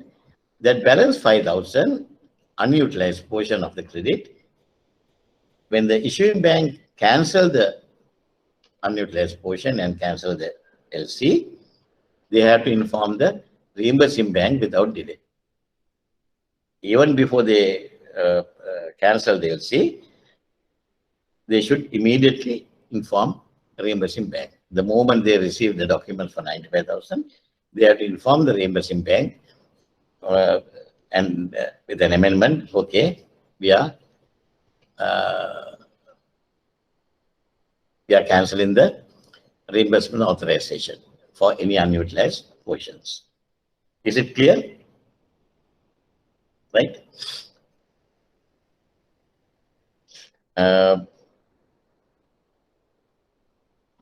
Unfortunate thing is, Milan and all the Ajit and everybody, I'm telling all these things to you guys. I'm training and I'm trying to, it's my duty to guide you and guide you with the best practices. But when you go back, most of the banks, even today morning, I had a long discussion with one or two banks. They are having bad practices, right? Ape sehana kala kape Lanka hari na tuna then nang ape banks wala there are so many bad practices, right? So at least try to correct these things. Try to abide by the rules and regulations. Article 8, amendment or cancellation of a reimbursement authorization. Where the reimbursing bank has issued a reimbursement undertaking, the issuing bank may issue a reimbursement amendment or cancel a reimbursement authorization at any time upon sending notice to that effect to the reimbursing bank. Right? So the originally reimbursing bank has sent the reimbursement undertaking to the claiming bank, right? Then the issuing bank may issue a reimbursement amendment or cancel the reimbursement authorization at any time upon sending notice to the effect of the reimbursing bank. What is this? All right, thank you very much. Menaka, this one, right? Can you scan it and keep it with you? And give me this thing. Okay. Scan it and then upload to postgraduate and DIT. Postgraduate and DIT. Upload to postgraduate and DIT. Give me the soft copy and hard copy and soft copy also. Right. Make put a makala that. Okay. Make up the money. Make up the typical that. Typical. Make a sure. Right. Then the issuing bank must send notice of any amendment to a reimbursement authorization that has an effect on the reimbursement instructions contained in the credit to the nominated bank, or in the case of freely available credit, the advising bank. The issuing bank must send notice of any amendment or reimbursement authorization that has an effect on the reimbursement instructions contained in the credit to the nominated bank, or case of freely available credit, the advising bank. If you are amending the LC, then yes, then we have to inform the nominated bank, or if it is freely available or negotiation with any bank, then we advise to the advising bank. So the advising bank will inform the beneficiary. The issuing bank must reimburse the reimbursing bank for any reimbursement claims. The issuing bank must reimburse the reimbursing bank for any reimbursement claims honored or draft accepted by the reimbursing bank prior to the receipt by it of a notice of cancellation or reimbursement amendment. Right? Understood. Right? Here, don't worry about drafts, because drafts matter is not commonly used anywhere. But some countries, yes, still they use these primitive methods. Article 9, reimbursement undertaking.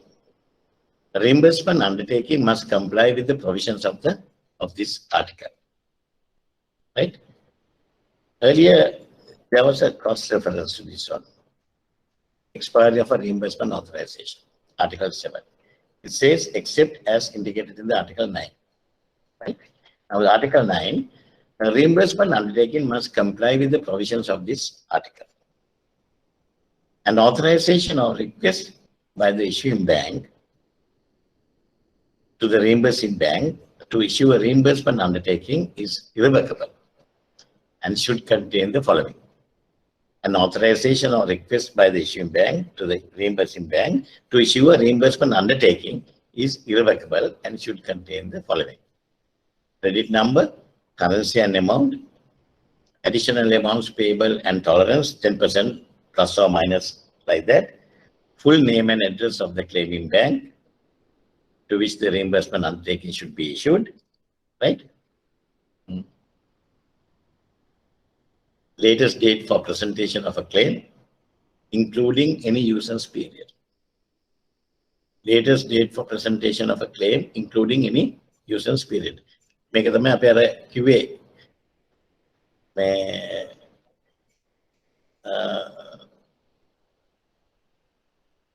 Article 7 latest date is done. Namu tapi make it done. Unknown. Everything. Class 9% important. Okay.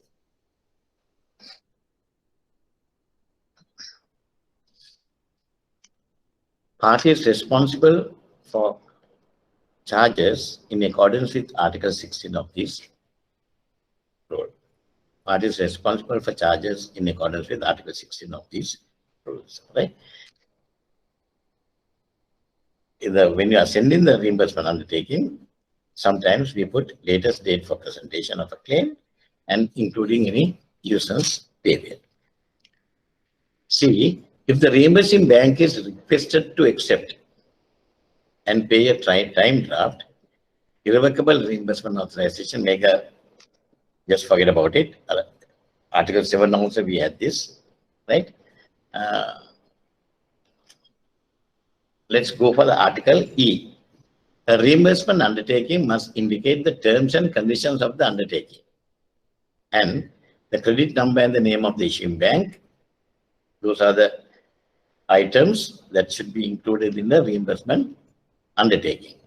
In the Article 9B is when the issuing bank gives the authorization to issue a reimbursement undertaking, they have to give these details to the reimbursing bank. And then when they are issuing, these are the things that they have to put.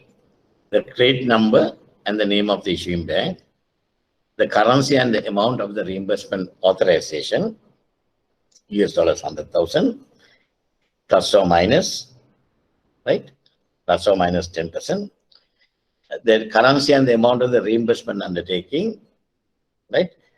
The latest date for presentation of a claim, including any nuisance period, which has been given by the issuing bank, the party to pay the reimbursement undertaking fee,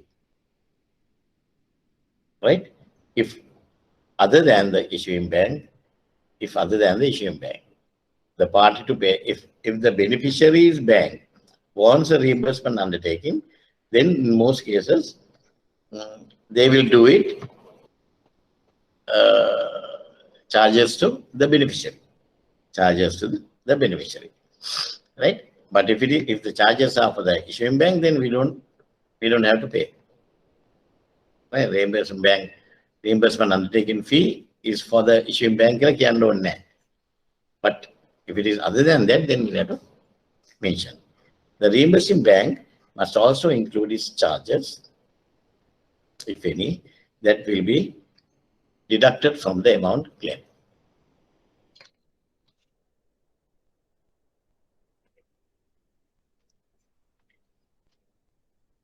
If the latest date for presentation of a claim falls on a day when the reimbursing bank is closed for reasons other than those referred to in Article 15, the latest date for presentation of a claim will be extended to the first following banking day.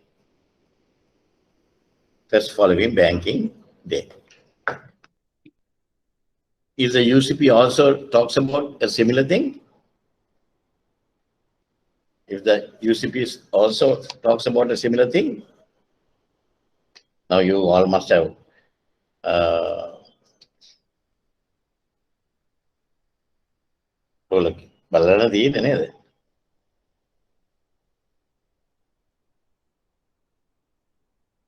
Article 29, UCP Article 29, right? They also talks about the same thing. It will be extended to the first following banking day. In most cases, these reimbursing banks are domiciled in USA or London. If it is 25th December, Christmas Day, everybody knows it's a Christmas Day. So some banks in Middle East, they will say claiming date is 25th, but and some banks are working on 26th also. But in banks in USA as well as in UK, 26th December also close, Boxing Day, right? So if the date falls on 26th December, then it will be extended to the first following banking right? If the 27th and 28th are Saturday, Sunday, then it will be 29th. Got it? A reimbursing bank is irrevocably bound to honor a reimbursement claim as the time it issues the reimbursement undertaking. An irrevocable reimbursement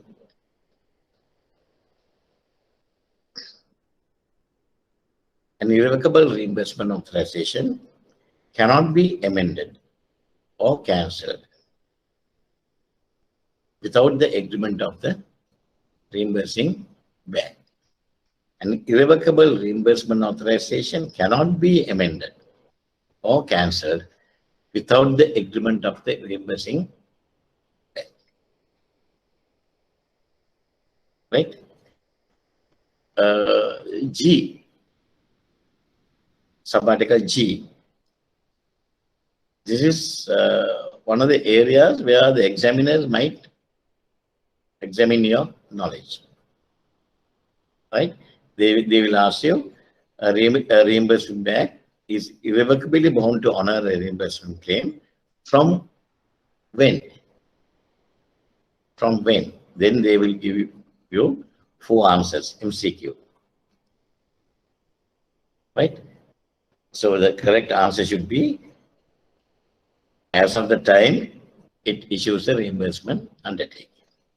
A similar one, always testing your knowledge, is confirming bank. When they are bound to honor this thing. From when? As of the time they confirm the LC. They are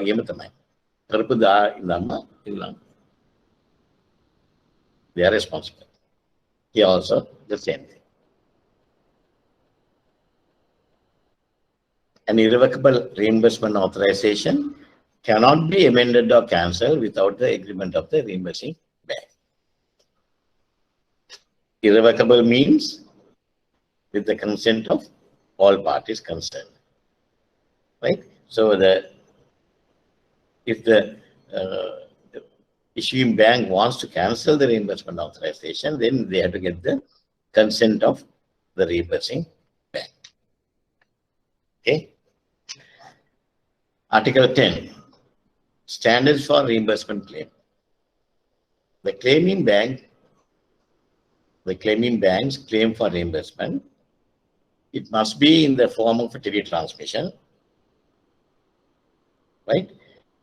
Must clearly indicate the credit number and the issuing bank and the reimbursing bank reference number if known, right? If they have given a reimbursement undertaking, then we have to mention those reimbursing banks reference numbers. Must separately stipulate the principal amount claimed, any additional amounts due and charges. Must not be a copy of the claiming bank's advice of payment. Must not be a copy of the claiming bank's advice of payment, deferred payment, acceptance or negotiation to the issuing bank. You can't send them a copy of the claiming bank's advice of payment. It has to be a separate SWIFT message, right? With all these details. Must not include multiple reimbursement claims under one teletransmission or letter. Same as earlier, right? When you are giving reimbursement authorization, you should not give reimbursement authorization, multiple reimbursement authorization. It has to be individual. Likewise, when you are claiming the money also on from the reimbursing banks, don't send multiple reimbursement claims, right? Under one teletransmission or letter. It must, in the case of a reimbursement undertaking, comply with the terms and conditions of the reimbursement undertaking, right? Article 11, processing a reimbursement claim. Processing a reimbursement claim. A reimbursing bank shall have a maximum of 3 banking days following the day of receipt of the reimbursement claim to process the claim.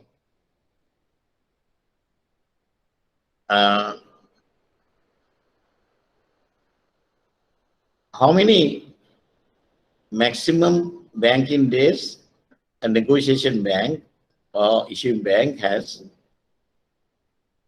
regarding checking documents? 5 days. 5. Not 5 days, but 5 Five. banking.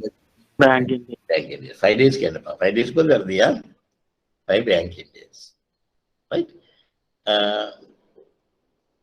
මෙතන තියෙන්නේ 3 banking days. මේකත් නිතරම multiple choice වල test වෙන area එකක්. If a pre-debit notification is required by the issuing bank,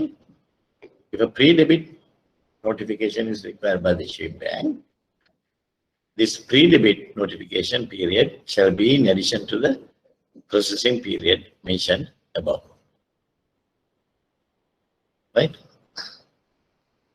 Some other issuing bank again or reimbursing bank here, before you debit our account or not account, please inform us.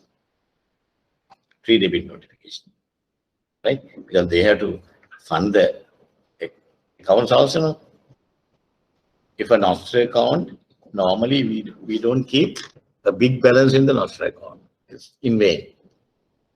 And if you don't maintain a sufficient balance, and if the nostra account gets overdrawn, then the penalty charges are very high. Not only that, it's bad for the bank, image of the bank. It's a bad image for the bank, right? So you have to be very careful when you are handling. Because of that, some banks, they ask pre-debit notification. Kodi banks තමයි ඉල්ලන්නේ. SAB, HSBC වගේ banks අපි වැඩ කරපුවේ, they always maintain some more than sufficient money in the nostra accounts, right? So they are not bothered. But if you are maintaining a very small balances, then you have to be careful. If the reimbursing bank determines not to reimburse, either because of a non-conforming claim under reimbursement undertaking, or for any reasons whatsoever under reimbursement authorization, it shall give notice to that effect by telecommunication. Right? Okay. To whom they have to give this notice? To whom they have to give this notice?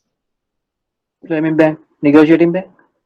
Yeah, negotiating bank is a claiming bank, and they can also copy to the issuing bank, so that immediately the issuing bank can get into action. A reimbursing bank will not process a request for back value. A reimbursing bank will not process a request for back value. සමහරවිට කරනවා නම් කරලා තියෙනවා, right? Back value කරලා අපි reimbursement එක දෙනවා. හැබැයි then it has to be manual intervention. Manual intervention means very high charges. Right? When a reimbursing bank has not issued a reimbursement undertaking, and a reimbursement is due on a future date. When a reimbursement bank has not issued a reimbursement undertaking, and a reimbursement is due on a future date, the reimbursement claim must specify the predetermined reimbursement date. Right? The reimbursement claim should not be presented to the reimbursing bank more than 10 banking days prior to such predetermined date. Now, if the reimbursing bank has not issued a reimbursement undertaking, a reimbursement is due on a future date. Reimbursement is on a future date. So, for example, now if you say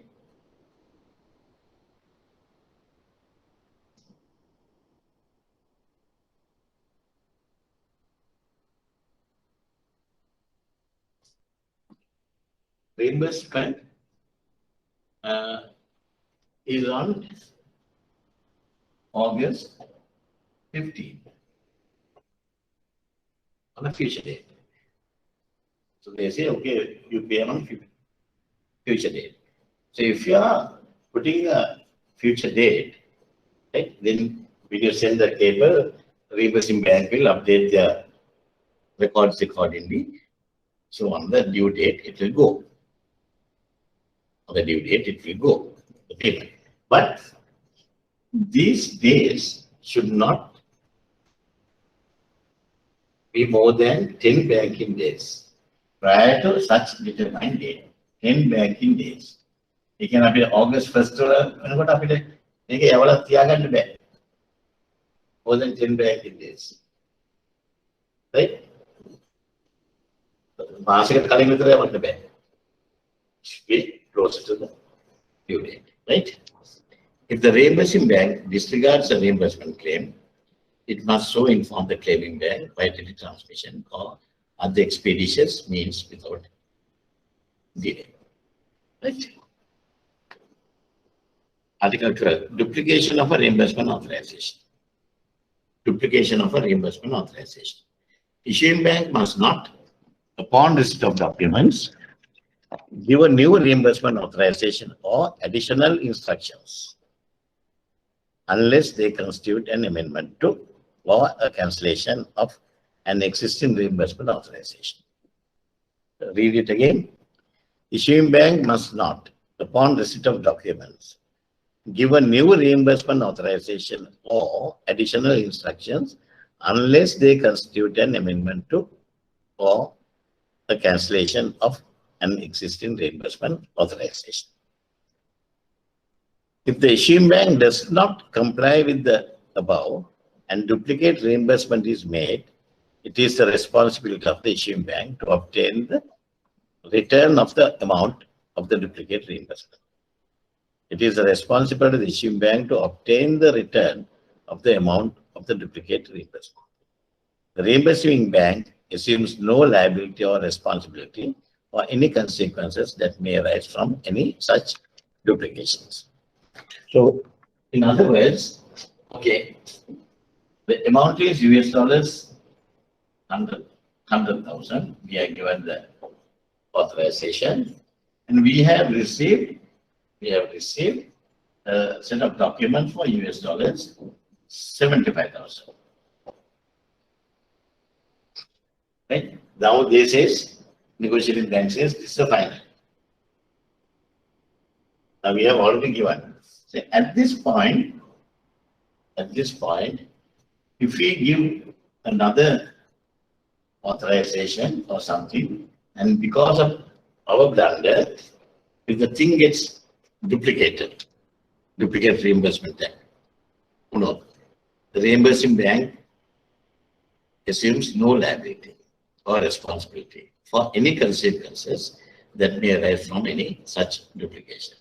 It is up to the issuing bank to claim the money, the duplicate money from the claiming bank. Right? So don't put the blame to the reimbursing bank. They will not undertake anything. Right? They are just, if there's a claim, they pay. That's it. Article 13, foreign laws and usage. The issuing bank shall be bound by and liable to indemnify the reimbursing bank against all obligations and responsibilities imposed by foreign laws and usages. right? That's a normal thing. And that is why when we are, I told you, the reimbursing bank is always our master account. Issuing banks, master account. If it is issuing banks, master account, before we finalize our master accounts, we have to sign all those indemnities with US banking law, and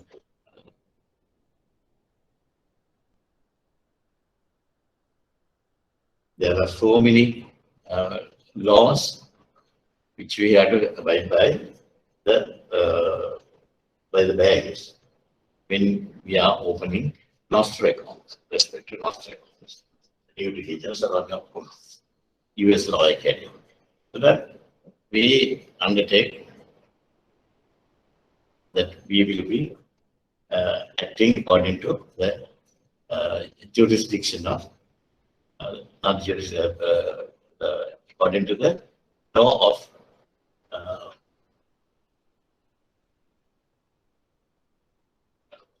US. Law of US, right? So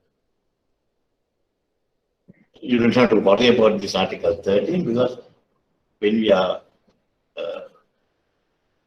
starting our businesses with our master accounts, at that time we agree on all these things, foreign laws and usages. Article 14, disclaimer on the transmission of messages. Disclaimer on the transmission of messages. A reimbursing bank assumes no liability or responsibility for the consequences arising out of delay, loss of transit, lost in transit, mutilation, or other errors arising in the transmission of any messages. The reimbursing bank assumes no liability or responsibility for the errors in translation or interpretation of technical terms. Right? When it comes to UCP 600 also, we are having a similar thing. Right? That's a similar thing. That is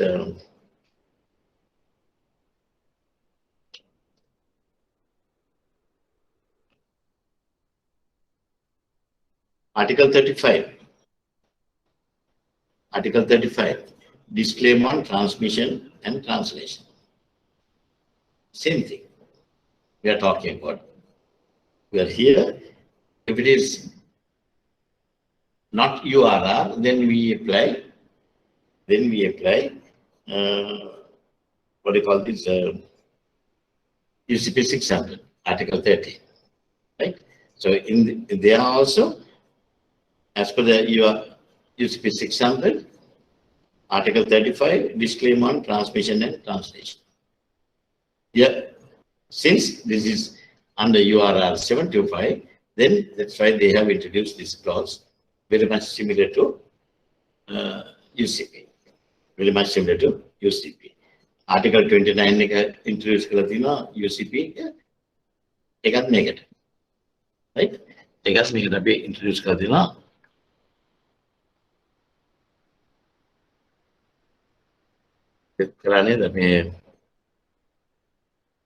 Extension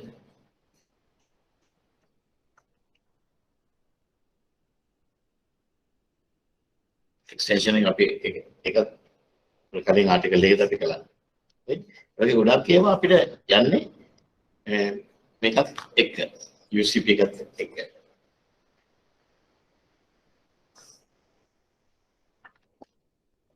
Force measure. Force measure also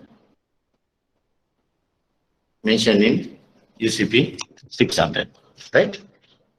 Here also, a reimbursing bank assumes no liability or responsibility for the consequences arising out of the interruption of its businesses by acts of God, rights, blah, blah, blah. Force measure we have discussed so many times, right? So, the same thing applies in very much similar to UCP 600. that is the issuing bank, here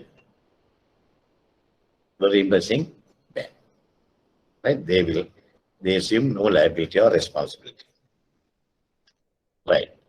Article 16, charges. A reimbursing bank's charges are for the account of the issuing bank. Right?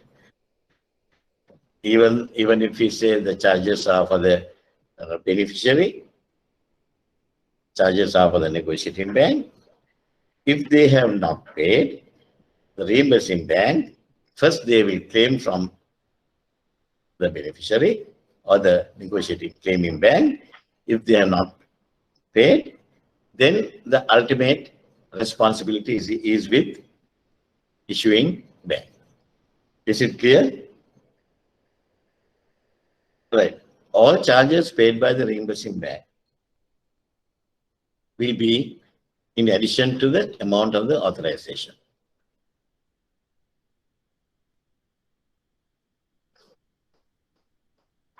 All charges paid by the reimbursing bank will be in addition to the amount of the authorization, provided that the claiming bank indicates the amount of such charges. Right? If the issuing bank fails to provide the reimbursing bank with instructions regarding charges, all charges shall be for the account of the issuing bank. If the issuing bank fails to provide the reimbursing bank with instructions regarding charges, all charges shall be for the account of the issuing bank. Right? Okay.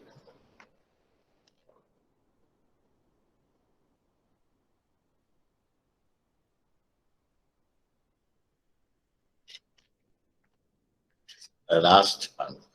Interest claims, loss of value. Any claims for loss of interest, loss of value due to any exchange rate fluctuations, revaluations or devaluations are between the claiming bank and the issuing bank, unless such losses result from the non-performance of the reimbursing bank under reimbursement undertaking. Right? So normally, unless otherwise, the losses are as a result from the non-performance of the reimbursing bank, even after they give the reimbursement undertaking, right? Other than that, any losses of interest, loss of value due to any exchange rate fluctuations, revaluations or devaluations, everything, issuing bank is responsible. Okay, right.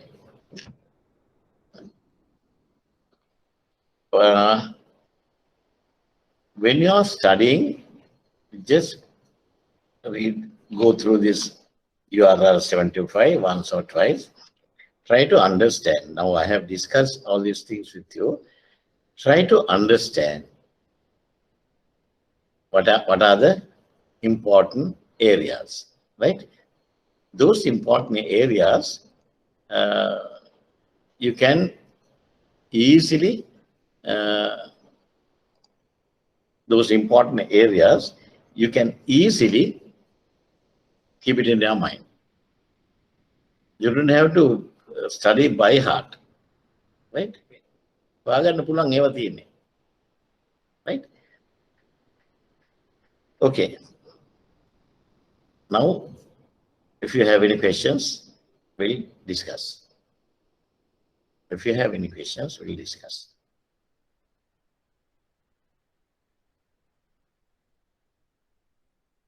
ගොඩක් වෙලාවට exam එකේදී මම ඔකට කියන්නම් ඔය කොහෙද තැනක ලියලා තියාගන්න පාඩම් කරන්න පස්සේ වුණනේ. You have to study URL 725, try to understand the important areas. Try to understand the important areas. You can see from which area I have mentioned when I was discussing. The examiners might ask questions. The areas වලින් තියාගන්න ඕන. ගොඩක් වෙලාට MCQ තමයි cover වෙන්නේ. They will try to cover MCQ questions, right? If you are anything regarding reimbursement, essay type questions, mostly you will get as per the UCP 600 Article 13. Right? Mostly you will get as per the UCP 600 Article 13. You are 75, තමයි ගොඩක් වෙලාට touch වෙන්නේ multiple choices. Right? Okay.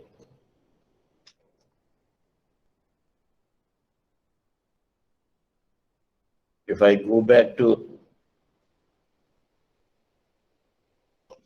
certain areas, right?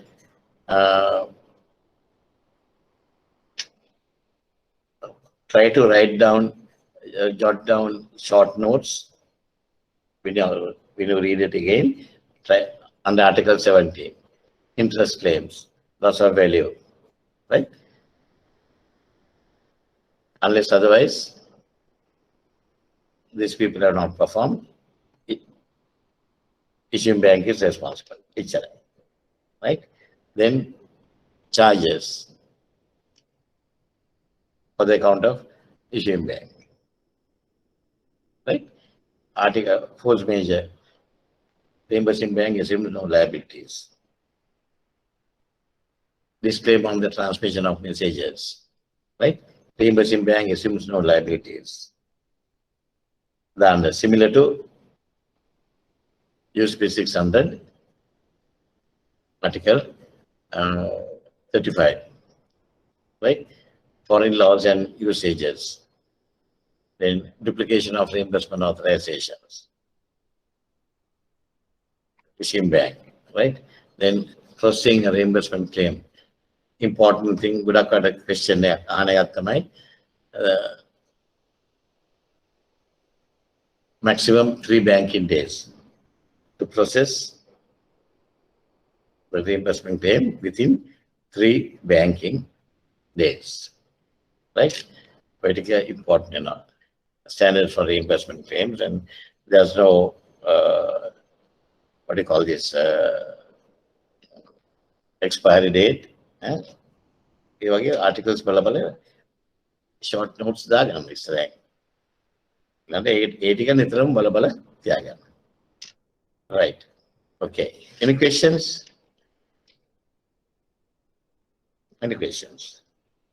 Otherwise, what I thought was finished. Now we have another 50 minutes. Shall we do another sum? Structuring of trade finance facilities. මොකක්ද අපි අන්තිමට කළේ? සිල්වා කළා. ශිලානගත් කළානේ. Robert? Have you done, Robert?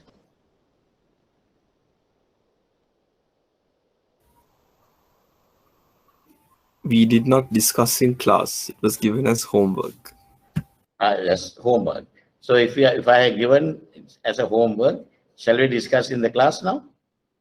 If you have done, then you can check whether you have done it correctly. Otherwise, for people who have not done, I'm sorry for them. Right? මං කියවන මං හැමදාම එකක් කරනවා කියලා, එකක් හරි දෙකක් හරි කරනවා කියලා. දැන් අපි කරමු. මේ වගේ කලින් ඉවර වෙන දවස් වලට අපිට කරන්න පුළුවන්. How many Robert is there? Ajit, Max, Trade Lanka, that one. පහක් තියෙන අපිට කරන්න.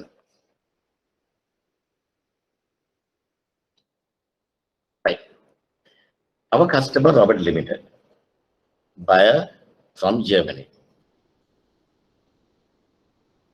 Amount and terms, single shipment of euro 400,000 each month on DA terms.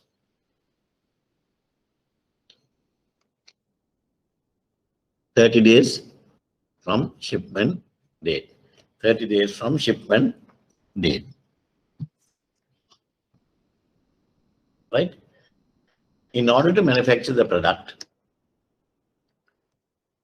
Robert Limited will have to import two kinds of raw materials, A and B, from Singapore.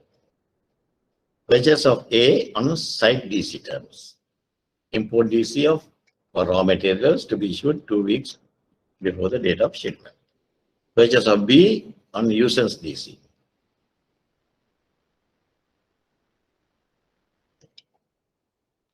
From shipment date. Import DCs for raw materials to be issued 2 weeks before the date of shipment. Minimum order quantity is $500,000 for A, but no minimum order quantity for B. Documents have to be issued for the minimum value to cover raw materials requirement to a single shipment. Right? There is a minimum order quantity for A, 500,000. Goods and documents to receive in Sri Lanka 2 weeks from the shipment. So what's the lead time? What's the lead time? How many weeks? 1 month. 1 month. Yes, very good. For each export shipment, raw materials requirement is $250,000 of A and $200,000 of B. $200,000, we do it on a regular basis, monthly basis.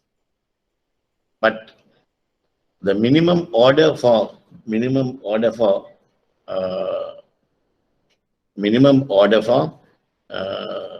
this thing is 500,000. That means when we import 500,000, then that will be sufficient for 2 months or 2 export shipments. 1 minute. Amma is calling. I'll have to take. You know.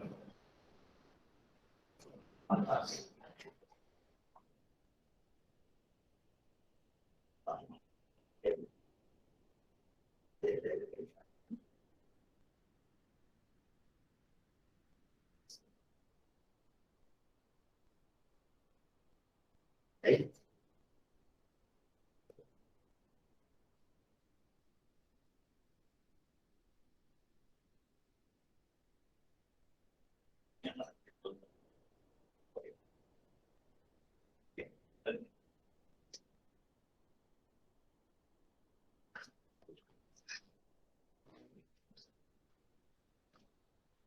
Right. The clearing charges and customs duty for each shipment is $10,000 and will have to be paid on arrival of goods. Overhead expenses and other charges will be $15,000 for each month, payable commencing the date of arrival of goods in Sri Lanka. Time taken to manufacture the goods and export them will be 3 months from receiving the raw materials. Questions. You are required to structure a package of financial facilities for the purpose of servicing this order, indicating the basis on which the revolving credit limit for each facility computed. The facilities shall be made available in Sri Lanka rupees, assuming the rate of exchange to be $1 is equal to 190 and €1 is here 202. Now, the first thing what we have to do is to draw everything, to mark all these details in the straight line. Have you done that? How many people have done that? Already. The homework completed. Have you done that? Yes, sir. Yes. Okay. Now see whether you have done it correctly. Right?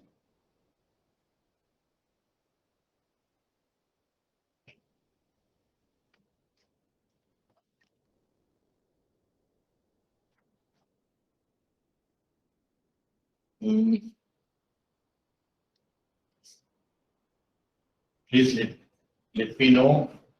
Can you see this line? Can you see this line? Yes. Yes. Okay, fine. Now, our customer is Robert Limited. He is our customer. Robert Limited. Right? He is an exporter. He will export it to Germany. His buyer is from Germany. But before that, we'll start from the import side, because he need raw materials to be imported. And two kinds of raw materials, A and B, from Singapore. Raw material A and raw material B from Singapore. Raw material A, purchase of A on site DC terms. On site DC terms. And the minimum order quantity is $500,000. $500,000 site DC. B,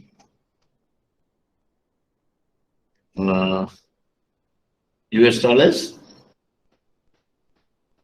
200,000. US dollars 200,000. What's the tenor?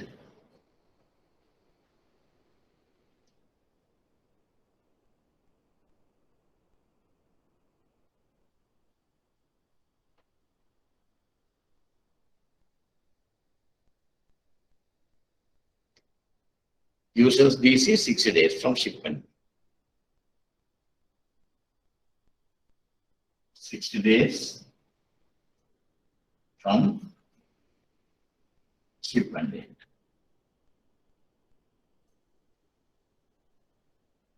$60 days from shipment. Right? And those are the two LCs which we have to open. This is the shipment date.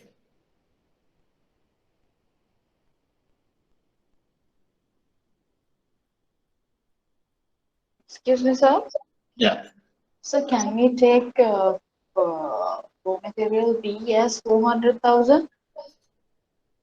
Pardon? Can we take raw material B to the amount of 400,000? Can we import? Pardon, sir? You're asking, can we import instead of 200,000 of Yeah. B? Yeah. Whether we can import 400,000? 400,000, yes. Because they have not mentioned minimum amount. Why? Why? DCs have to be issued for minimum value. DCs have to be issued for minimum value. So what is the minimum value of B? What is the minimum value of B? They have not here. They have not Huh? mentioned the minimum value, sir. Huh? They have not mentioned the minimum value for B. Why? For each export shipment, raw materials requirement is US dollars 250,000 of A and US dollars 200,000 of B. So US dollars 200,000 is the minimum value. Why can't we import 400,000? Then it will be sufficient for 2 months. Can we use like that? No. May I speak in there? Sanita, sir. Shanita, who is your customer, wants to import $200,000 is a massive amount as of present situation, right?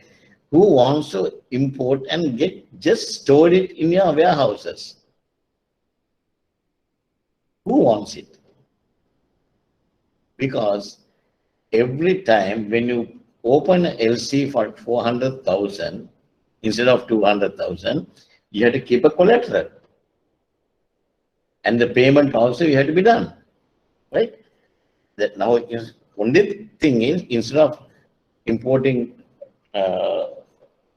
200,000, what you say is, okay, straight away I'm a very rich person, I will import 400,000 and keep the balance to 200,000 in the warehouse, and the what is that, raw material type A also, another 250 in another warehouse or same warehouse. Why do you want to do it? If that guy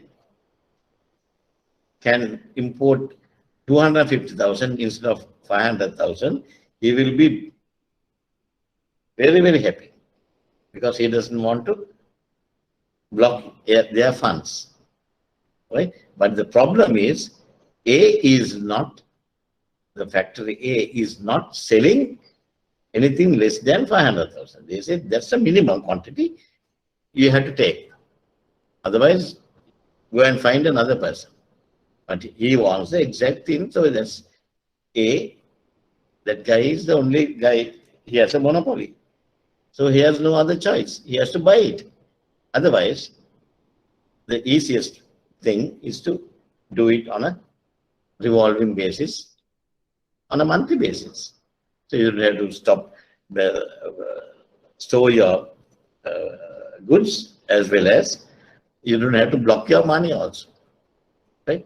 The make this year 200,000 So here they have given the minimum quantity wants is 250 of A and US dollars 200 of B, right? So we'll go for that. And the other thing, on top of everything, when you are doing the exercise, then we can't assume things and do it. We have to do it through the sum according to what we have been given, the data, and we have to stitch the coat according to the cloth, right? Okay. Now we'll have to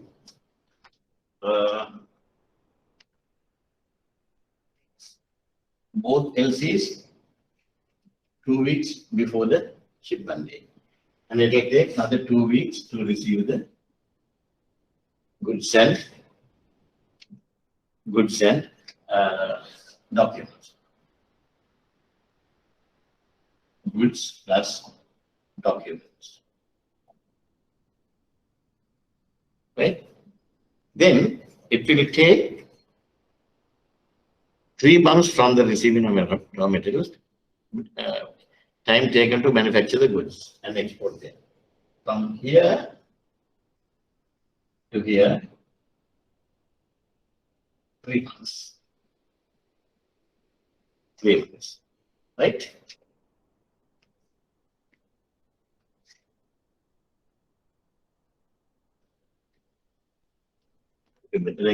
Down exported.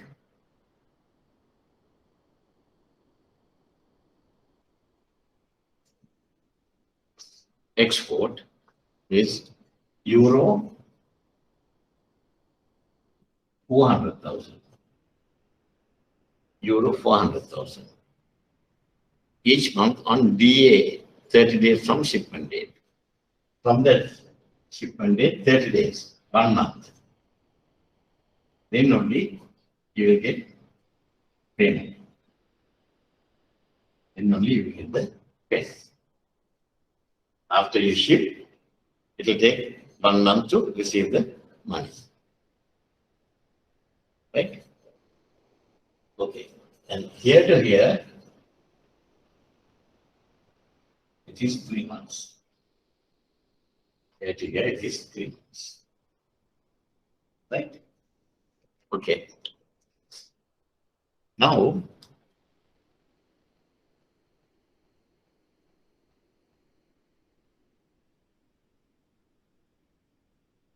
the clearing charges and custom duty for each shipment is US dollars 10,000 and will have to be paid on arrival of goods.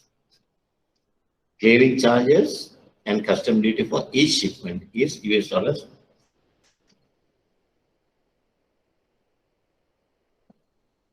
Clearing charges US dollars 10,000 each shipment. Right? And then I cut in.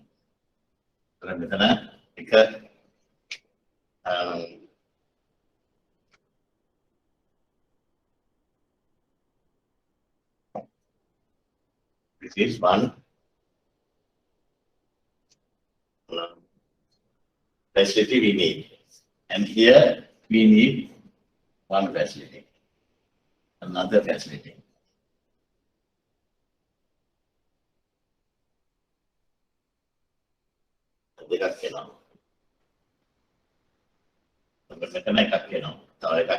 Goods and documents up the month.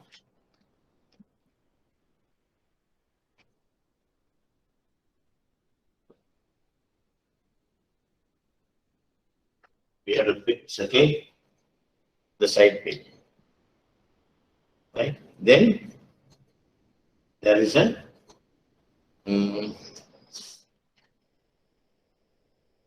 BA 60 days from the shipment. 60 days from shipment terms. Right? Import.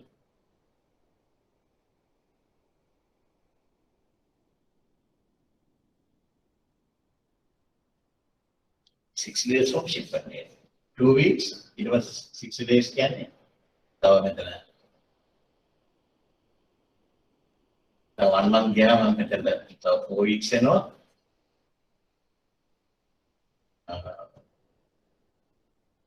2 weeks. No. 60 days. 2, 4, 6, 6, 1, 4, 2, 8. Then 6 days. Right? So, this is the time where we have to do the acceptance payment. Acceptance payment. We have to do it. Right? We need another this thing. And at this time, we have to set another one. What is that?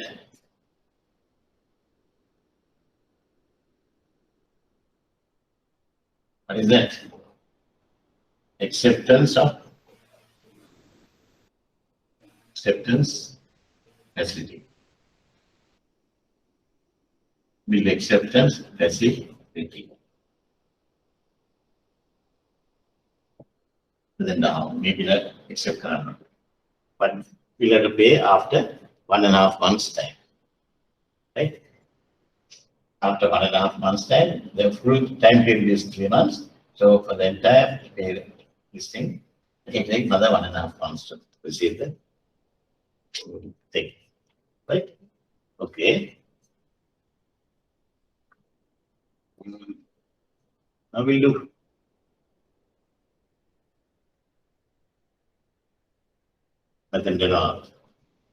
export bill acceptance. Bill purchase facility. Right. Facility 1. Excuse sir. Yeah. Overhead expenses for $15,000 for each month payable commencing the date of arrival of goods in Sri Lanka. That's Both clearing charges and custom duty for 10,000. Overhead expenses and other charges will be 15,000 for each month payable commencing the date of arrival of goods in Sri Lanka. right? Overheads and expenses and other charges will be US dollars 15,000 for each month. Payable commencing the date of arrival of goods in Sri Lanka, right? එතන මේක අපි මේ goods ආපදා ඉඳන් 15,000 per month is overhead, right? මේක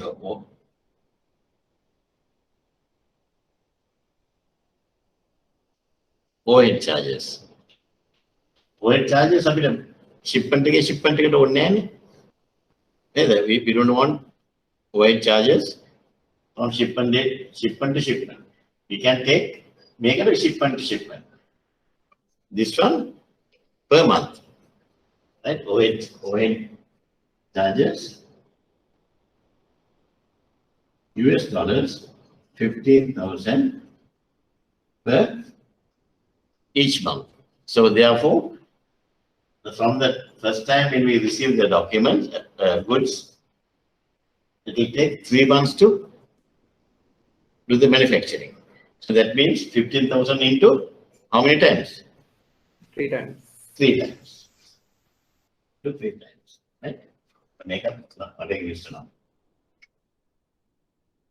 Thank you. There will be a lot of facilities, right? Okay. First one, facility 1.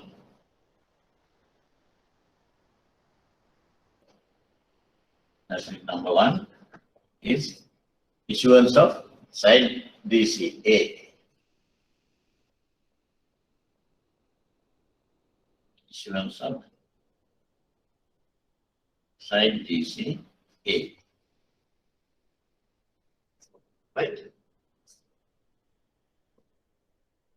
What's the amount? US dollars 500,000 into what's the lead time? 1 Huh? 1 month. 1 month. 1 month. Right? When we issue the LC, we will be receiving the goods after 1 month, and then we have to do the other payments. So 1 month is enough. US dollars 500,000 into how much? Over the 190. Right? 190. Right? Facility 2. This is enough for you to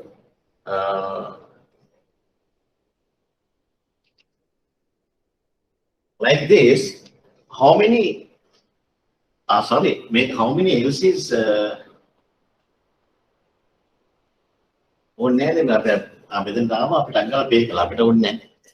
Immediately reverse line off.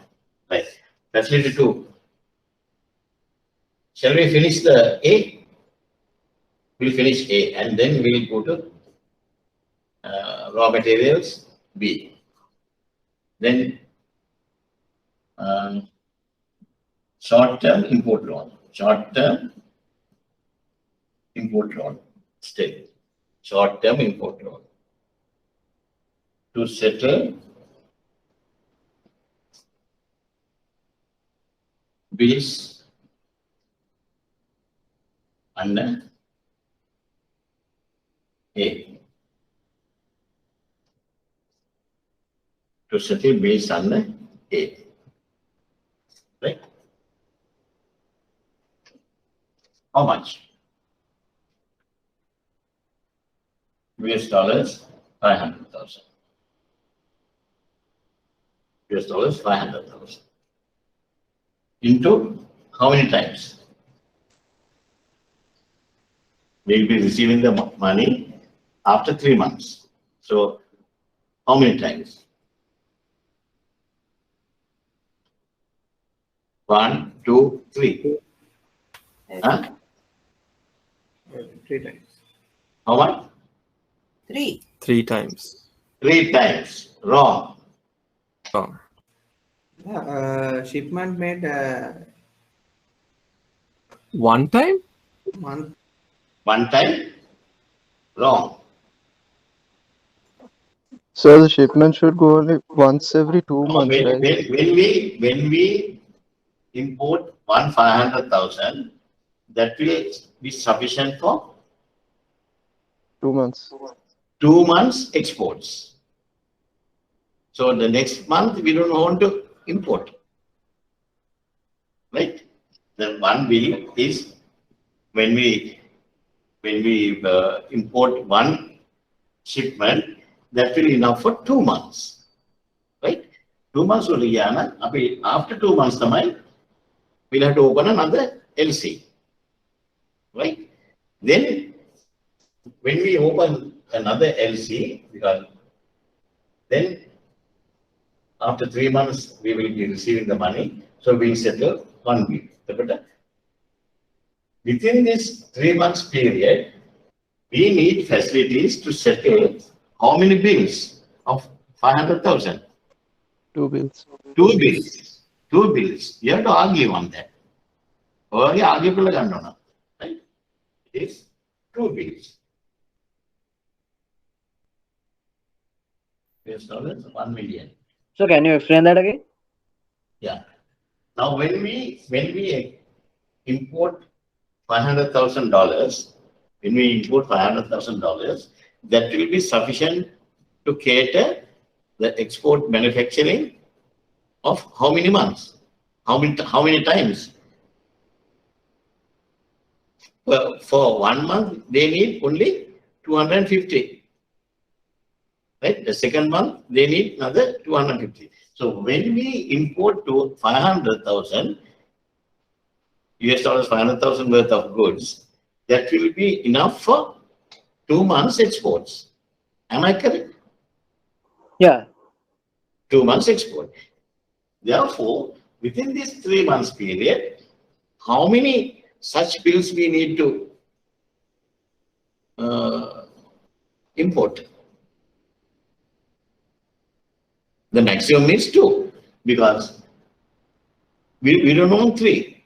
Every month we are not importing. No, we are importing only once in 2 months. Once in 2 months.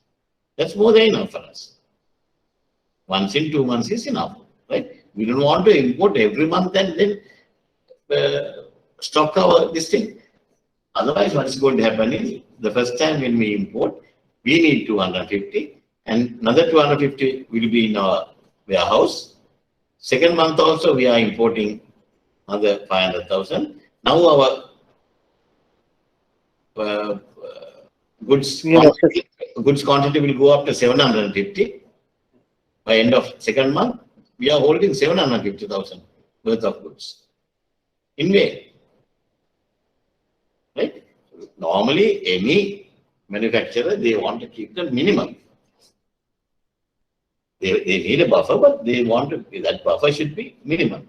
So we need on the second month, third month, third month it is a and I thought they got the banana, they are bills, they got the banana. Right? Okay. Then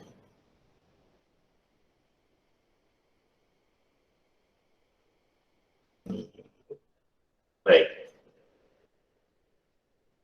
Okay. Then facility 3.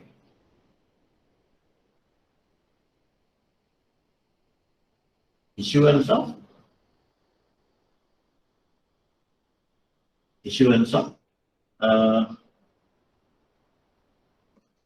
let's say B. Issuance of B. US dollars 200,000 into how many times? 1 time. 1 time. Lead time is 1 equals to US dollars 200,000 into 190. Right? Then facility for acceptance facility for B. Acceptance facility for B. US dollars 200,000 into, at this point we have to accept 3 times. 3 times. Very good. 3 times. Every month we have to import. Right? 3 times. 3 times and then 3 times only. 3 times only. May accept Karada Passe. After another 6 weeks, we are going to settle the bill. Acceptance payment tax. When you pay the bill, then that acceptance facility will be open. Right? Then that acceptance facility will be open. This will be after 6 months. 6 weeks. 6 weeks and 1.5 months. 1.5 months can be. Then We can't have bits and pieces. Half done there. How many times? 2 times. 2 times. We have to take 2 times. You can 2 times. After 6 months, we have to settle. When we settle acceptance payment, then the acceptance will be open. Right? But till then, the second month when we the second month when we receive at this point, when my annual pay on it, after 4 weeks, when we receive the second shipment, we have to accept another bill. We have to accept another bill. So here we have to accept, here we have to accept 2 bills. We have to accept 2 bills. Third one will be somewhere here. This one has been paid. So it will be over. Right? US dollars 400,000. Right? Into 190. When we receive the documents here, we have to accept it, and that document has to be paid after 6 weeks, because 2 weeks have already gone, right? But after 4 weeks, we will be getting another shipment. So there will be another document. So we have to accept 1, 2. That's how we have to do this, right? Then facility 5. Short-term import loan to settle. Short-term import loan to settle. They call this. Accepted bills. Accepted bills. Right? US dollars 200,000 into. We are settling the bill here. The May bill lega about 6 weeks make apo pay karana. May bill about 6 weeks pay karana. So we need 2 times. 2 times. 2 times. US dollars 400,000 into 190. Right? Facility.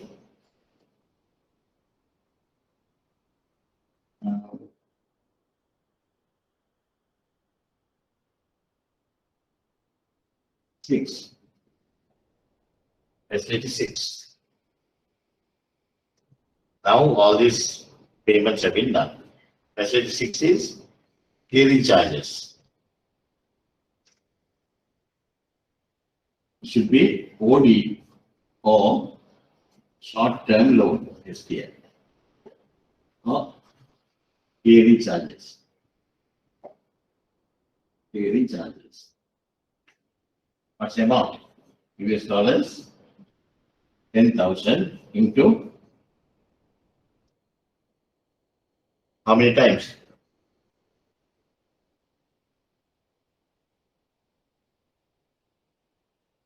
Yanaban Karpukati? Over the up again, Shanita? How many 4 times? times? Huh? 3 times, sir. 3 times. And then read the question. Clearing charges and custom duty for each shipment. Each shipment. How many shipments before we receive the money? Yeah. It's 4. US dollars 500,000 ever කොච්චර වෙනවද? මෙතෙන්දී එකක් එනවා. ආපහු 2 months වලින් තව shipment එකක් එනවා. එතකොට ඒකෙන් දෙකයි. ඒකෙන් දෙකයි. right? ඊගාට එනකොට ආපහු හරිනේ. ඒකෙන් දෙකයි. ඊට පස්සේ B එකෙන් B, how many shipments during these 3 months? 3 shipments, no? 3 shipments. 3 and 2, 5 shipments. 5 shipments. Kitne ka hari dekha? Hari kitne kya naman?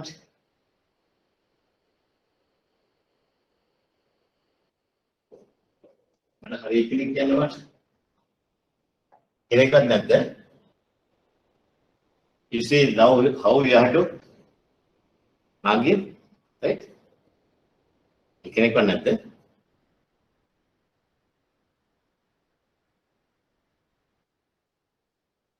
Right. Then facility. Sir, could you explain that last one again, please? 10 into 5. Yes, how you Yeah. got 5 months. Each shipment, how much we have to pay clearing charges? 10,000 US dollars. $10,000. Right? Now, here, raw material A, before we receive the money from the exports, right? We got a discount with them. You see, how many such shipments from A? How many shipments we need during this 3 months period from A? When we order A once, that will be sufficient for 2 months requirement, right? If so, how many such shipments we need during these 3 months?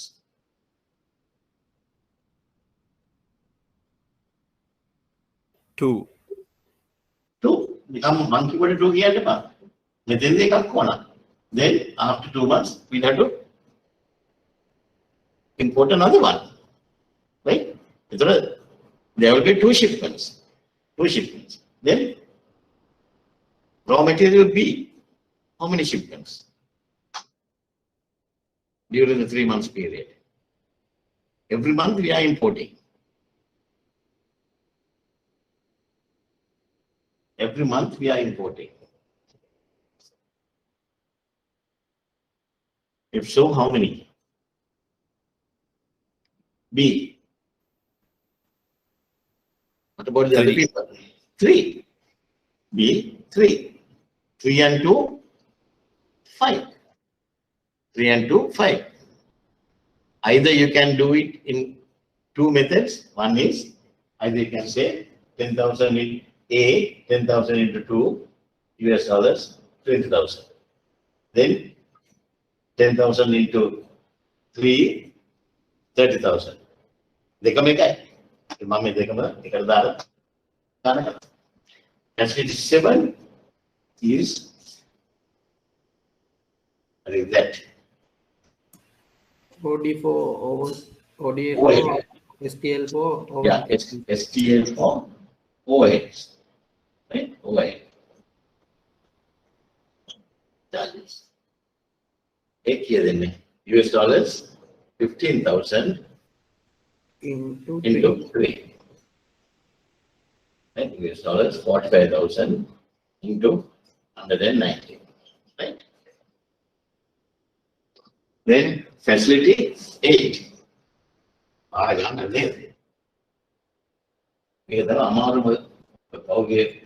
Papers facility 8.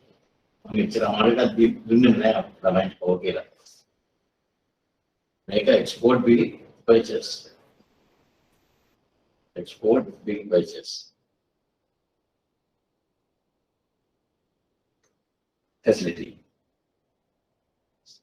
How much? US dollars? No. Euro. Euro. No, that kind of math. And then other than Euro. Euro 400,000 into 1. 1. Euro 400,000 into 202. 102. Right. See how many? 8 facilities in the sum. Right. How much are American? They didn't have much. Uganda. Make a microphone of Dunega. Wait a person on the other amount of more very.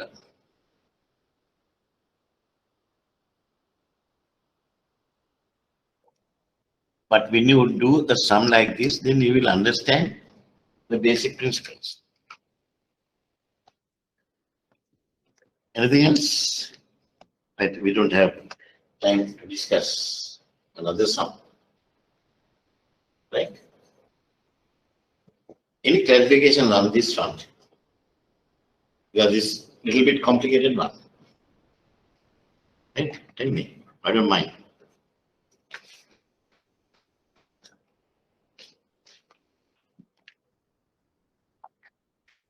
Any questions? I'm ready to answer.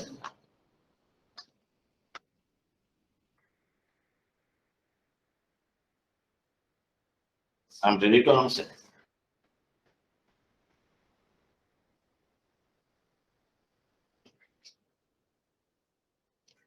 Right? If not, then we'll call it a day. And I want you to do the next one also, Ajit Limited and Supermax both. Right? Supermax both. So that next week also, once we finish the normal sessions, then we can discuss some more questions. Right? Okay. Then thank you very much. Wish you all the best. Stay safe. When trend is not good, so be careful. Right? Okay. Second exam, right.